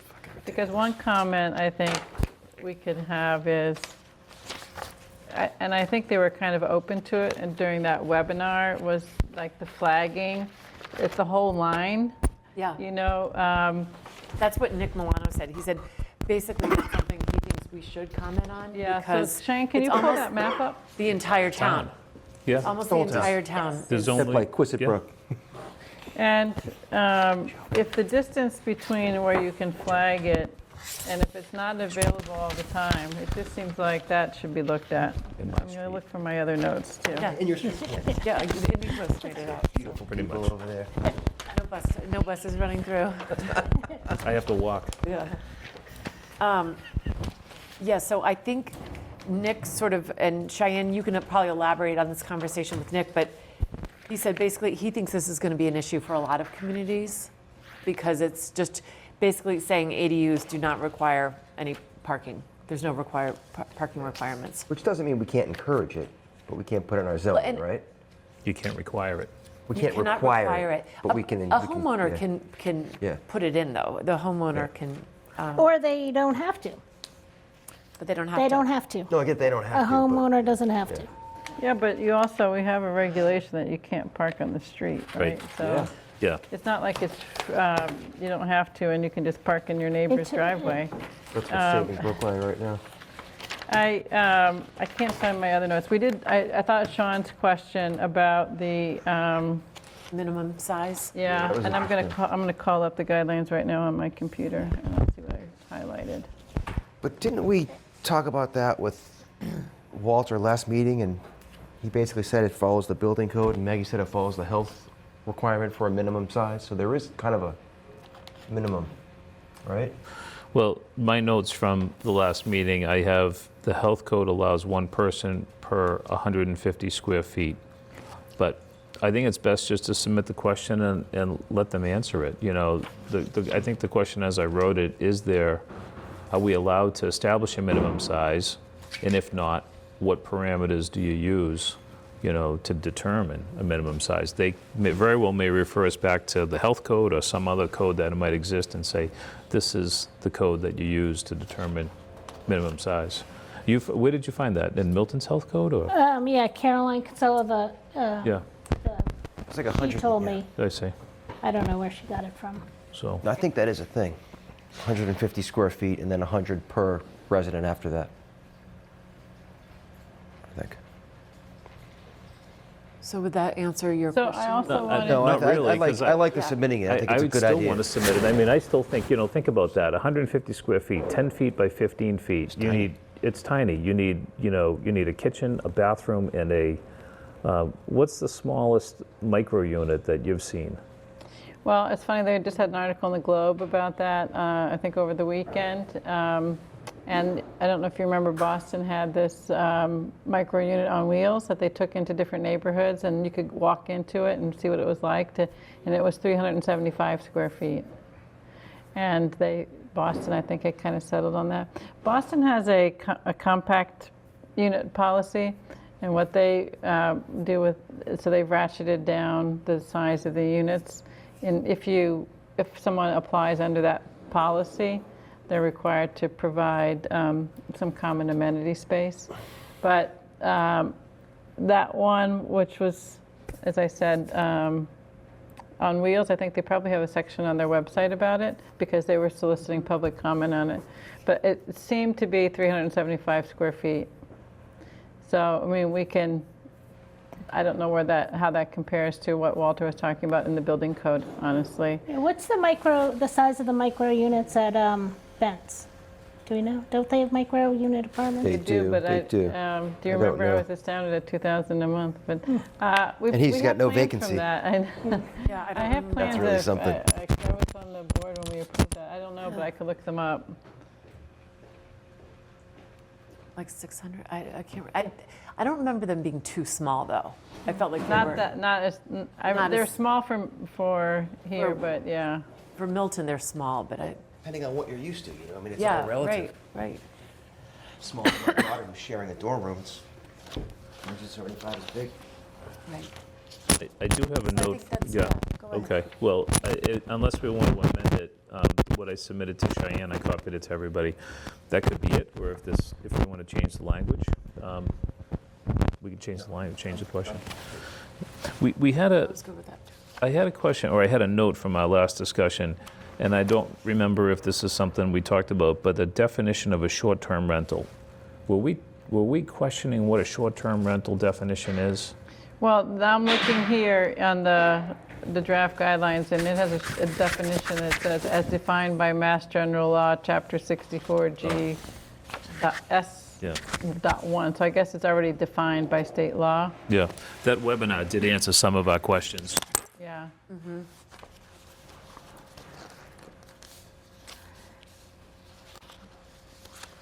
Jim, to what you were asking earlier, just because I'm looking at what I have highlighted here, under the definitions, a principal dwelling is a structure regardless of whether it conforms to zoning, including use requirements, et cetera. But and then the single-family residential zoning district, any zoning district where single-family residential dwellings are a permitted or an allowable use, including any zoning district where single-family residential dwellings are allowed as of right by special permits, et cetera. So that's where the business falls in. Okay, so I guess you can put ADUs anywhere in town, right? Not on the well, no, because they're not allowed on some parcels. So all residential parcels and then business district. All single families in the business district. Quistit Brook couldn't do it. I don't think single It has to be a families are single allowed there, family. yeah. So the majority of town is Right. is exposed to this ADU. Then there was another, Yeah. let me just show the district. Like in East Milton, there's a few single-family homes that are existing in that business district, Yeah, which sure. they could go And into. that means the businesses can do it as well, right? Mm-hmm. So, Yeah, I would think so. So So a the- commercial building could. so pop- the do marketplace could add an Could ADU. put an ADU in. Oh my God. Yeah. Wow. And so have we, learned or confirmed that ADUs do not contribute? I think they do. To our overall housing stock? Yeah. So is that a, Because they have to question? keep, the building department is required to keep a total of approved ADUs and submit it annually So in it an annual increases our report. housing stock. But the question is, how will the assessors deal with that? That's my question. Do we get And any we don't- tax benefit from this? So I talked to the assessor today. Maggie. And I asked if ADUs could be taxed at a different rate because it's essentially a commercial for the most part, since there's no owner occupancy requirement that maybe it could be considered a commercial property and we could get additional tax revenue from it. And he said no, basically it would just be taxed as a regular accessory building, just based on the assessed value. So if, if it costs like $200,000 to build, they pull a building permit and it costs $200,000 to build, our tax rate is $11.09. So the additional tax revenue would be about $2,200. So if it's a 2-bedroom, if there's a child, which we cannot prohibit, then the tax revenue wouldn't cover any of the education costs. Basically, it just raises the value of the property. And then it would be that value. To cover the cost. But not cover enough cost for a significant increase to the cost. So let's get just for our comments, because that's going to be helpful when we go on to discuss the ADUs. One of the things that I had seen, in addition to the bus routes, minimum size, I'm thinking of any other comments. One of the draft ADU previous articles required that the ADU utilize the same, connects to the same utilities. Yep. Which I'm assuming mean, they don't want to bring in new wires, they don't want to bring in, well, I guess they'd have to, if it's detached. But do you have to bring in a new septic line? Or in the case, obviously, if it's an addition and you're on septic, you've got to the homeowner would have to upgrade. You couldn't put in a second septic tank. Well, you could. So you could, but is that a question, can we require, because one of the draft language said that an ADU must connect to existing utilities. So I also reached out to Marina Fernandez, our new DPW, and I asked the same thing because that was one of the. So we're not having properties dug up. And she said the way that the town of Milton has dealt with new ADUs is 2 ways. Sometimes the owner requests a new water service and new sewer service, and a new fee will be assessed for the ADU according to the fee permit schedule. And so the ADU will get a new water and meter and a new account. So they handle it that way, but sometimes the ADU is connected to the existing building and it will not trigger assessed fees. However, water and sewer will be assessed according to the increased consumptions. So right now they handle it 2 different ways. Sometimes it requires a new meter and a new account. Also, I asked about the addresses, because that's another thing. yeah. So I asked her how do the addresses get handled. And she said for addresses, an ADU would not be given a new address here in town. She said, but I can get more information with Alan Bishop, who helps her run the process in which we number houses. So I also was concerned about the addresses from a public safety standpoint, and even when I talked to the assessor, he talked about the public safety as well. So I did reach out to both Chris Madden and John King about how they would handle the addresses for public safety in case there was a fire, but or if a call came for help, but they have not gotten back to me yet. So these regs say that for the purposes of the section, that the following restrictions and regulations shall be considered unreasonable when applied to a protected use ADU. And there's certain things under design standards, dimensional standards, and then utilities, safety, and emergency access. It says any requirement concerning utilities, safety, and emergency access, then that then is more restrictive than state requirements. So the question is whether you want to make a comment on that, because it's saying that right now you can't put any requirements in for this that are more restrictive than state requirements. So the one requirement that I think would be reasonable, and I'm not sure if it's more restrictive or not, is that if it's a detached structure, that it have its own utility connections.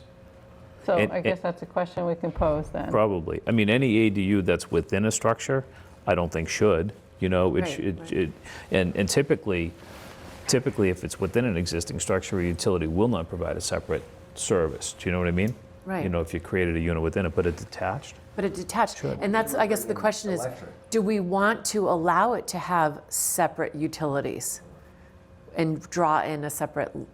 Well, this is saying that, Limit it like that. I don't Yeah. think they will. There was a draft ADU that had it, and I don't know where it Allow is, it? but What would be wrong with allowing it? because of the disturbance to the, whether it's, you know, bringing in, I assumed it was more of like utility, like electrical lines coming in, but So I don't know how honestly, that's dealt with anyway. I just think if we're going to subject the whole town to becoming a landlord, I think it's cleaner to allow them separate utilities as much as possible. Require them, not allow it, Yeah, require. Required. Yeah. Because But it's- landlording is not an easy business. but then People it's think it saying, is. but the way they're viewing it is as an accessory use. They're not viewing it as a separate unit. But in And reality, it is exactly a separate unit. I There's no way understand, this but is I'm not. reading what it's saying here. Oh, no, I get that, but that doesn't mean we should subject our Yeah. residents to I mean- what they think it is. I mean, in reality, you're becoming a landlord. Yeah, I Well, mean, I think what you'd have to do is ask the question or submit a comment about whether you could require a separate utility connection, because it's not clear to me what the state requirement is for an accessory use. Yeah. But because that's what this says in these guidelines. So if you want to make a comment about the guidelines, right now it's That's- telling you that you can't necessarily put that requirement in. You can't require it, yes. Right. So should I add that to our the list? Yeah. Cheyenne, are you taking notes too on this to make sure that we have all the same? And should we all, yeah. Yes. Just going back to the ADU in any commercial, any business zone, is there any way to push back on that or ask if we have to do that? Because that's disturbing to me.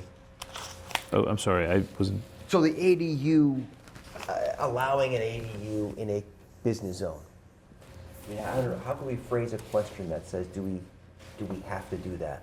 Well, we allow a single family in a business zone. So the remedy for it is to remove allowing a single family from the business zone. And the remedy is to make Worth doing. single family more, What? more restrictive, or more, have to go through site plan approval, which is overly, it's overly burdensome. No, it's not gonna stop. I know, it's overly burdensome. The, But to Jim's point, my fear is it's taking away from our business districts. As was said 1,000 times, it's really hard to do business outside the business district.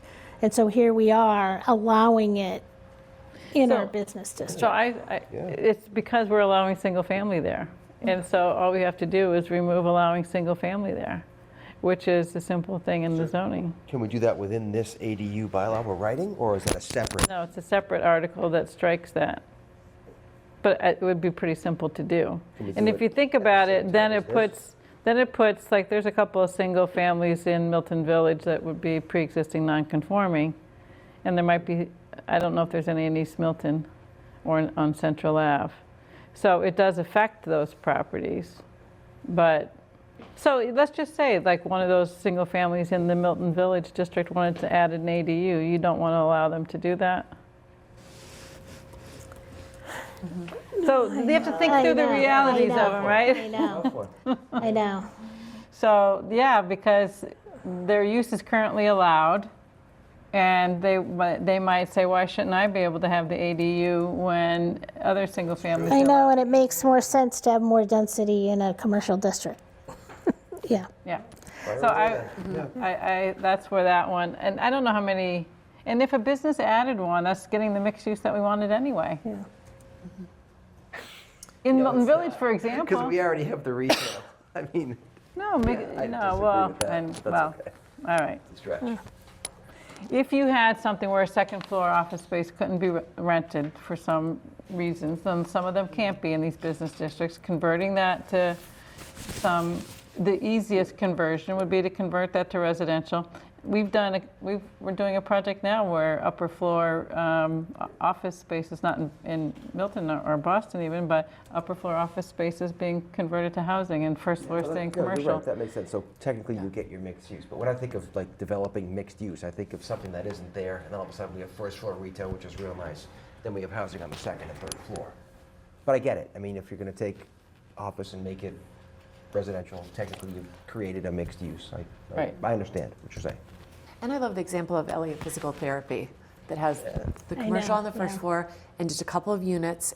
The scale fits in. It is reminiscent, the architecture of what was there before. They nailed and it. And that was a good project.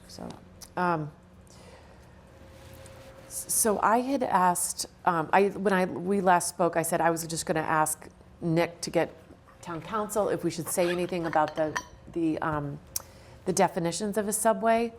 And he did speak. He said Peter and I spoke a bit about potentially including comments back to HLC regarding how their draft regulations treat subway service / Mattapan line. It is probably worth a follow-up conversation for further clarification on what we would want to say. The definitions in both the ADU draft regs and the MBTA Communities Act guidelines are essentially the same. The ADU regs state subway station, any of the stops along the Mass Bay Transportation Authority Red Line, Green Line, Orange Line, Silver Line, or Blue Line, including any extensions or additions to such lines. The MBTA guidelines state subway station means any of the stops along the MBTA Red Line, Green Line, Orange Line, or Blue Line, including any extensions to such lines now under construction, which we're not, and scheduled to begin service before the end of 2023. So the Town AG briefs makes a point about this categorization. So it may be sufficient to state in a comment letter that he put in quotes, the planning board notes that the town has raised questions regarding the Mattapan line's definition in its arguments before the Supreme Judicial Court. So something along, so I would get guidance. I would just say something like, this is being addressed, the question of the definition of subway station. If there's any place. Yeah, but it's still covered by the bus lines, right? So exactly. Even if it's not included, we get it excluded somehow. It's covered by the bus line. So we're still heavily impacted. So I don't know whether it's worthy, but I think the fact that we're being consistent in stating that subway, the definition of subway is being challenged and expands beyond. I didn't think that when I listened to the court proceedings, they didn't allow the attorneys to talk about the trolley. So I don't know how much they're considering it, honestly. But, if any place that's the most walkable, it's along the trolley, whether MBTA communities definitions aside. So the whole reason it's here is to say whether you can mandate a one parking space or not. Right. If you can't fit a parking space on some of those parcels, I mean, those are the parcels that are most apt. Somebody can walk to a lot of things, not just the trolley. You can walk into Boston across the river and you've got grocery store, CVS, restaurants. I'm not disagreeing with that. It's just what the law says is subway station.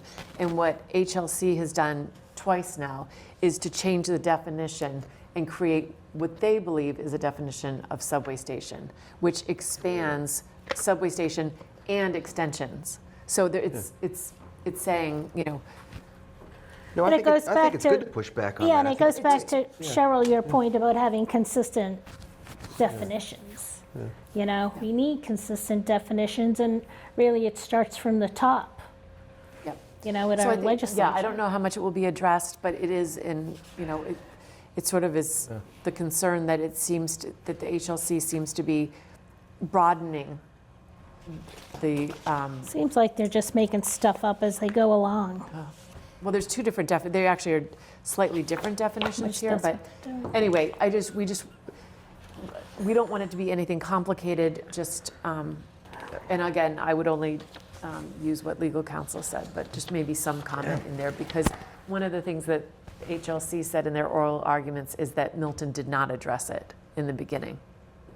So, just to be If we want to talk, I mean, But you're if right, you it's wanted in that, this- if you want that for consistency, fine. But I think the bigger issue really is, where does it make lines. sense to not require parking? And if I'm looking at the bus line map, the bus that goes along Route 138, it's like a mile between the places that you can flag it. And then, Cheyenne, you provided me, which I don't know, I don't recall if everyone else was provided a copy of that email, what the times are. Times. I asked how frequently The buses ran. I don't think that Yeah. matters, right? I think a bus line is a bus line. and Well, you it just- matters, I think, in our comments, because if the bus runs every couple hours and you're using that as justification for not being able Right. to allow a But it's not a requirement for reliable parking, way to get to work. or if it doesn't run certain days of the week, then it's, not all of these bus lines are equal in terms of their service, I guess Yeah, is the my 240 bus on 28 used to run every 30 minutes because my guys used to take it. And now now it only runs once an hour because they didn't have enough ridership. So they've decreased the access to it. So maybe we could incorporate that, like just as a sub. Which number is that one? The 240 The on 240. 28. The 240? The closest Every to right hour around or so on the Old Beds. weekends, every They would 30, get them there at 6 in the morning. It was 30 awesome. to 40 Loved minutes. it. Maybe just reference that some of these lines only run on the out, every hour.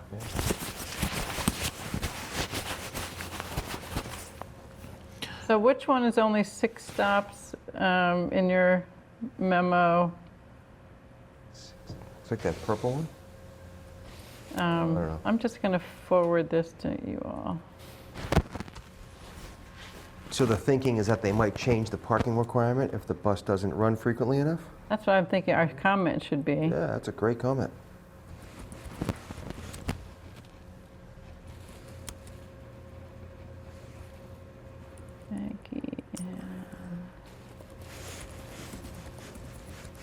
The thing is, I would think that if any of these properties along Route 28 decided to put an ADU in, they have the space for the parking. So it wouldn't be necessarily a What they're going to problem. find is that it's really hard to rent an apartment without parking. Yeah. Yeah. Well, they can put it in. That's where some of the things that HLC does makes no sense at all. It's just a top-down approach. Yeah, it is. They're trying to increase ADUs, and they make that a restriction. And who wants to be in a unit where you don't have a parking space and It the works in majority of people are Davis Square, driving? where It's there's just no parking whatsoever. Yeah. Just torture. Okay, so address the frequency as well as, Well, I just mention it because there was this comment that came to us from Cheyenne, and it seems like the red in this line is the 716 bus, and the 716 bus runs every hour to hour and a half. So that's the one that runs along 138. So it runs every hour to an hour and a half. what number is And that? I'm sorry, what bus? The bus 716, and it's. So particularly the I'm 240 looking and the at 716. I'm looking at the map here, and it's. I don't know. I mean, at one point here, it looks like it could be a mile between stops. So that, I guess that puts you within a half a mile on the length. But Yeah, but that just assumes that somebody's healthy enough to walk the half mile, and it's good weather. It's yeah, like, and and the they have a job frequency- that they're dependent on the bus to get to. And the town And they want plows to the live in an street. ADU, and they can well, afford one in 138 Milton. gets plowed. That's state, but. Yeah, but they don't plow the sidewalks. Like 28, the sidewalks don't get plowed. So is there a sidewalk on 138? Not where the Guarded School's going in. So, Not all the way out. so I would say like that would be Sidewalks. sort of a safety question then, might be that, I'm not flagging all of these bus lines. I was flagging like that one in particular because the service frequency is less. They're pretty far apart. But a There's bus no line without sidewalk. sidewalks, yeah. Like, for example, 28 has sidewalks. I don't, Yeah, Yes, but but it doesn't 138 get, but it doesn't get does- plowed. but there are quite a few stops on There are. 28 also. Yeah, there are. So that's a different level of service, if you're looking at that, that's blue on here, light blue, and light blue is the 240, and the 240 runs every hour or so on the weekends and every 30 to 40 minutes. Well, Maggie's saying it doesn't run every 30 to 40 anymore. It Oh, runs every okay, hour sorry. now. Yeah, Tim had mentioned, All I right, think okay, that changed. right, all right, and then, all right, but I still think that's interesting because it runs, along a lot of, not just Reedsdale, whereas, so you can get to it pretty, in other parts. I wouldn't eliminate that one necessarily. I think, for me, it's like maybe we say that anything that's running less than every hour and Sure. doesn't have a sidewalk. Every hour and doesn't have a sidewalk? Or doesn't have a sidewalk. Because now you're trying yeah. to have people walking along the street for a half a mile No, I without get a it. sidewalk, right? Yeah. Well, why don't I've been trying to create the question here, so Cheyenne and Meredith don't have to.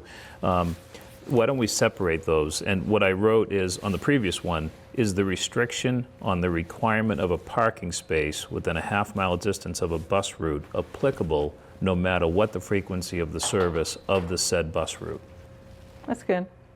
Will that work? That works. Yeah. And then, the second question I wrote is the restriction on the requirement of a parking space within a half-mile distance of a bus route applicable if the said bus route does not have sidewalks? Do you want to tweak that one a little bit more, or do you want to leave it just like that? If it doesn't have sidewalks? if the street in which the bus route is located doesn't have sidewalks, but I think it's fine. I think that's fine. It gets to the point of yeah. our concern about whether it's, it's a good idea. And I think we should accompany maybe our comments with this map. Yeah, I Say, think it's fine. is And this the- and the routes, you'll see in the email that I just forwarded you that Cheyenne provided, more backup, so we could provide that backup too. As two different charts examples. She's Was the got- intention that the majority of the town should not require ADUs to have a parking space? If you say that, they're going to find a way to No, I know. around it. I'm so skeptical No. of this. But I like that's the way okay. Sean wrote it. It'll be fine, and they'll less is see. more. Yeah. And I think, it would be nice for other communities to see these comments, because I told Nick, I said, I think a lot of towns aren't even to the point where they're doing the maps, because I think until you actually have your GIS map drawn, you don't realize how significant the area is with just with the buses. Never mind anything else. Or if we win our lawsuit, some other town pushes back on this because it's just overreach. I also reached out to Mass Municipal Association today about it, and they are submitting comments about EDUs by Friday, and they said to encourage as many communities as you can to submit comments.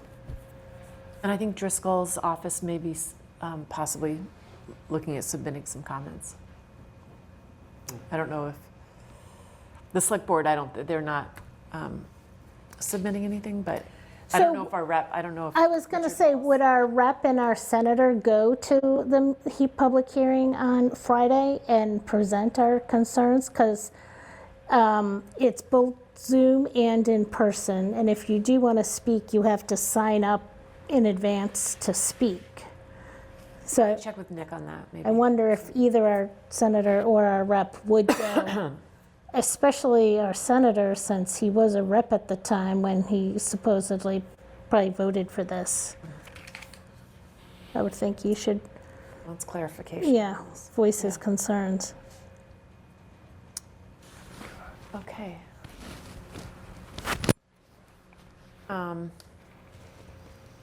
Anything else, Cheyenne, that you would like to add that you were thinking about too? As far as any comments that you've noticed? Or things that you would like to add?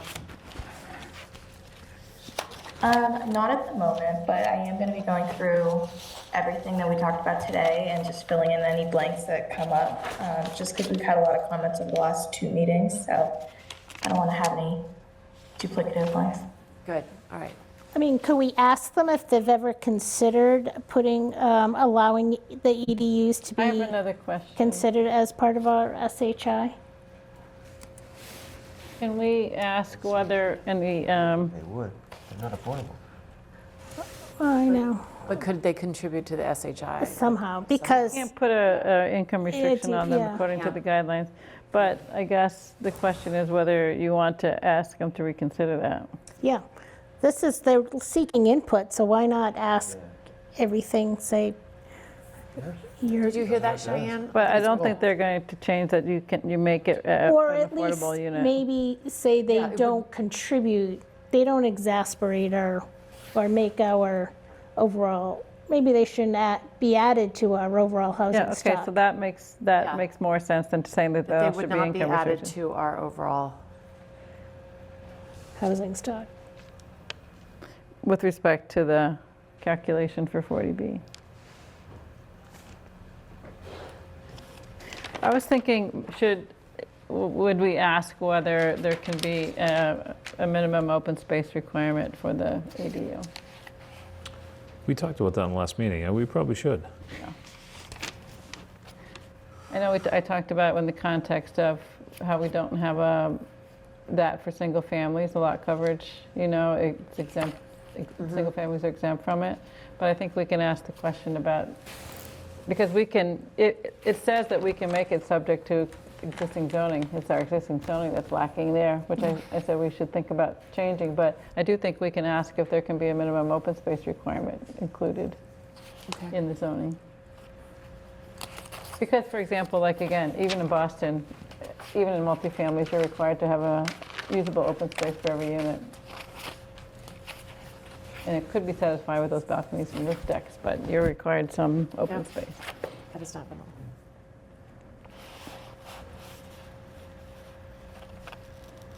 And anything else that comes in, just send it to Cheyenne and we'll circulate it in the board so people will know if anyone has any concerns about that being included. But if somebody wants something to be included, we don't want to wait till the last minute because Cheyenne's going to be working on this. I think other question that we had was, in an independent unit, can we, I guess the question is, is the accessory dwelling unit subject to the accessory setbacks or to the principal dwelling setbacks? Because I think right now, it says the principal dwelling setbacks. I think so. Look at that I think again, was in right? our- So that was pretty, that was, I mean, I'd like it to stay that way, so yeah, I'd okay. be less, Yeah, and I'd then be if, reluctant to ask that question. yeah, okay. and then if Got it. if we wanted to, then they could apply for a special permit, Right. if it was, Right. I think they addressed that in the webinar. Yeah. I think they said that it had to comply with the With the existing. principal dwelling setbacks. Okay, good. So I added the fourth one. Can a minimum open space requirement be established by ADU zoning? Does that ask the question properly? Can a minimum open space requirement be established by? Four in ADU, I think. For an ADU, okay.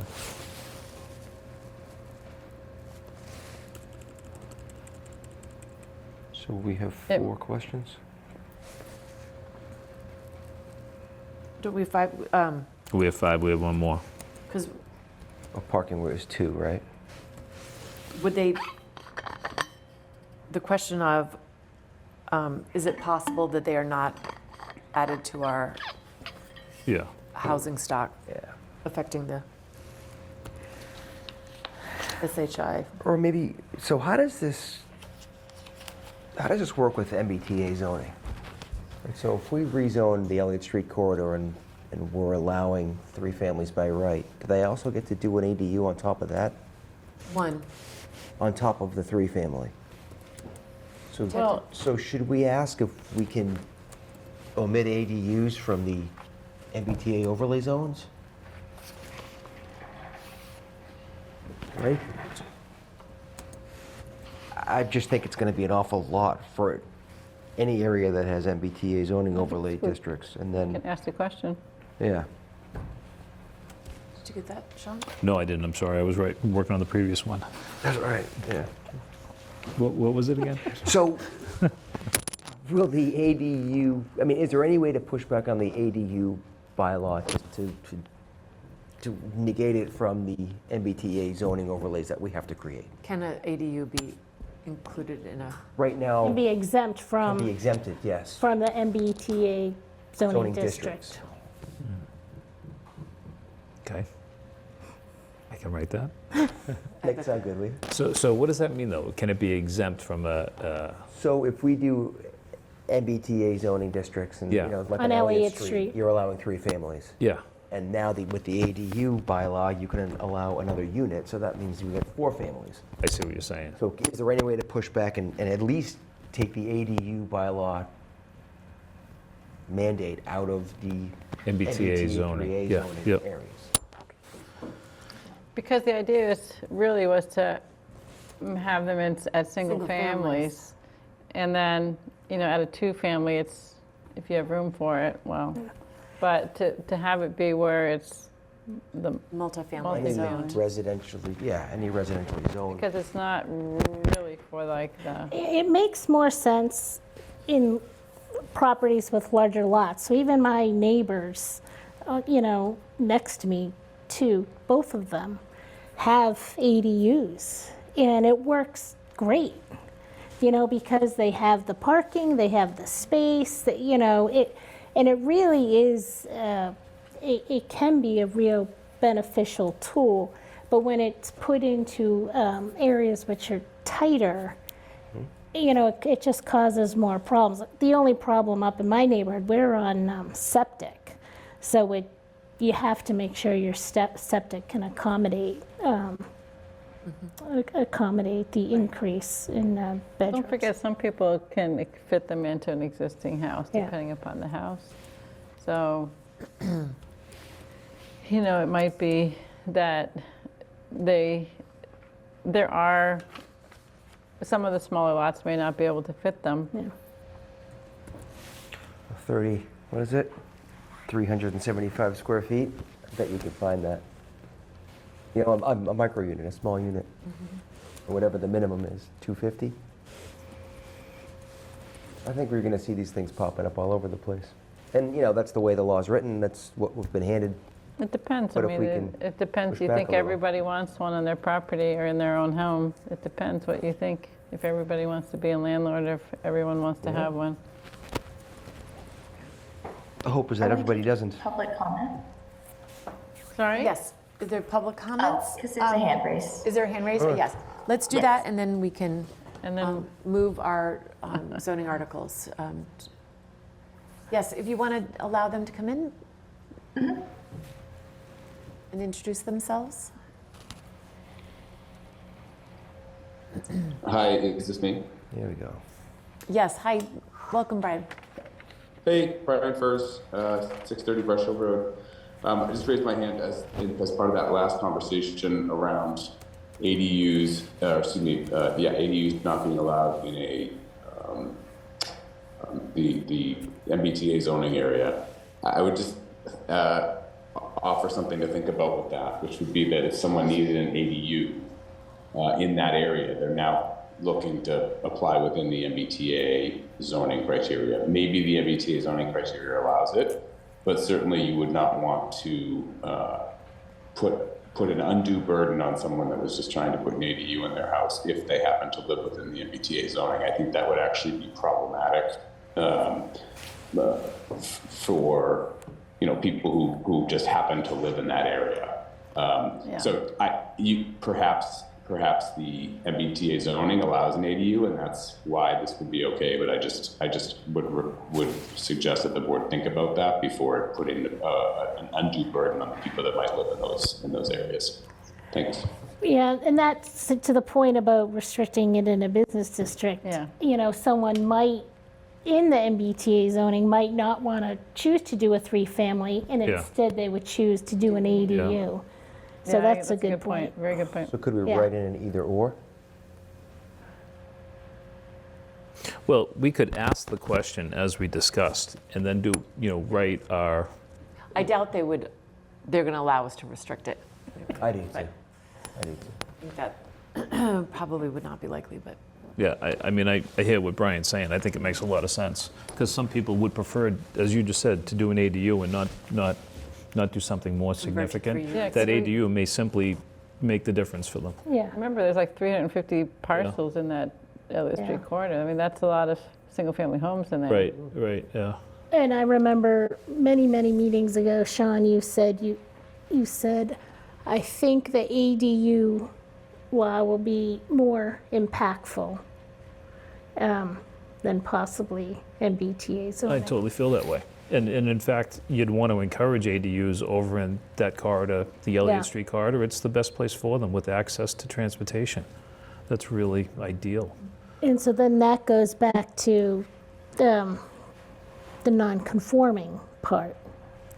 You know, many of those detached structures are, they don't meet the setbacks. So that was the other thing, I guess, because if you wanted to, that we did talk about, if you wanted to be able to convert a carriage house that's conforms with accessory use, but not principal dwelling use, and then somebody tore down the carriage house just so they can move a structure 5 feet further away. So I think, though, we can make it less restrictive. So right now, they're more restrictive by saying it has to follow the principle. But when we write it, we could say for a historic accessory structure that Existing. exists, that it can be converted. But we don't have to ask them that because that's less restrictive than what they've said. Yeah. But I think it's something we should definitely, when we write it, or when we finalize the writing, include that. Yeah, I think when both of these were written, MBTA and ADU, I think the intent was either or. But I think we're going to find that we're It's overlay overlapping. zoning both.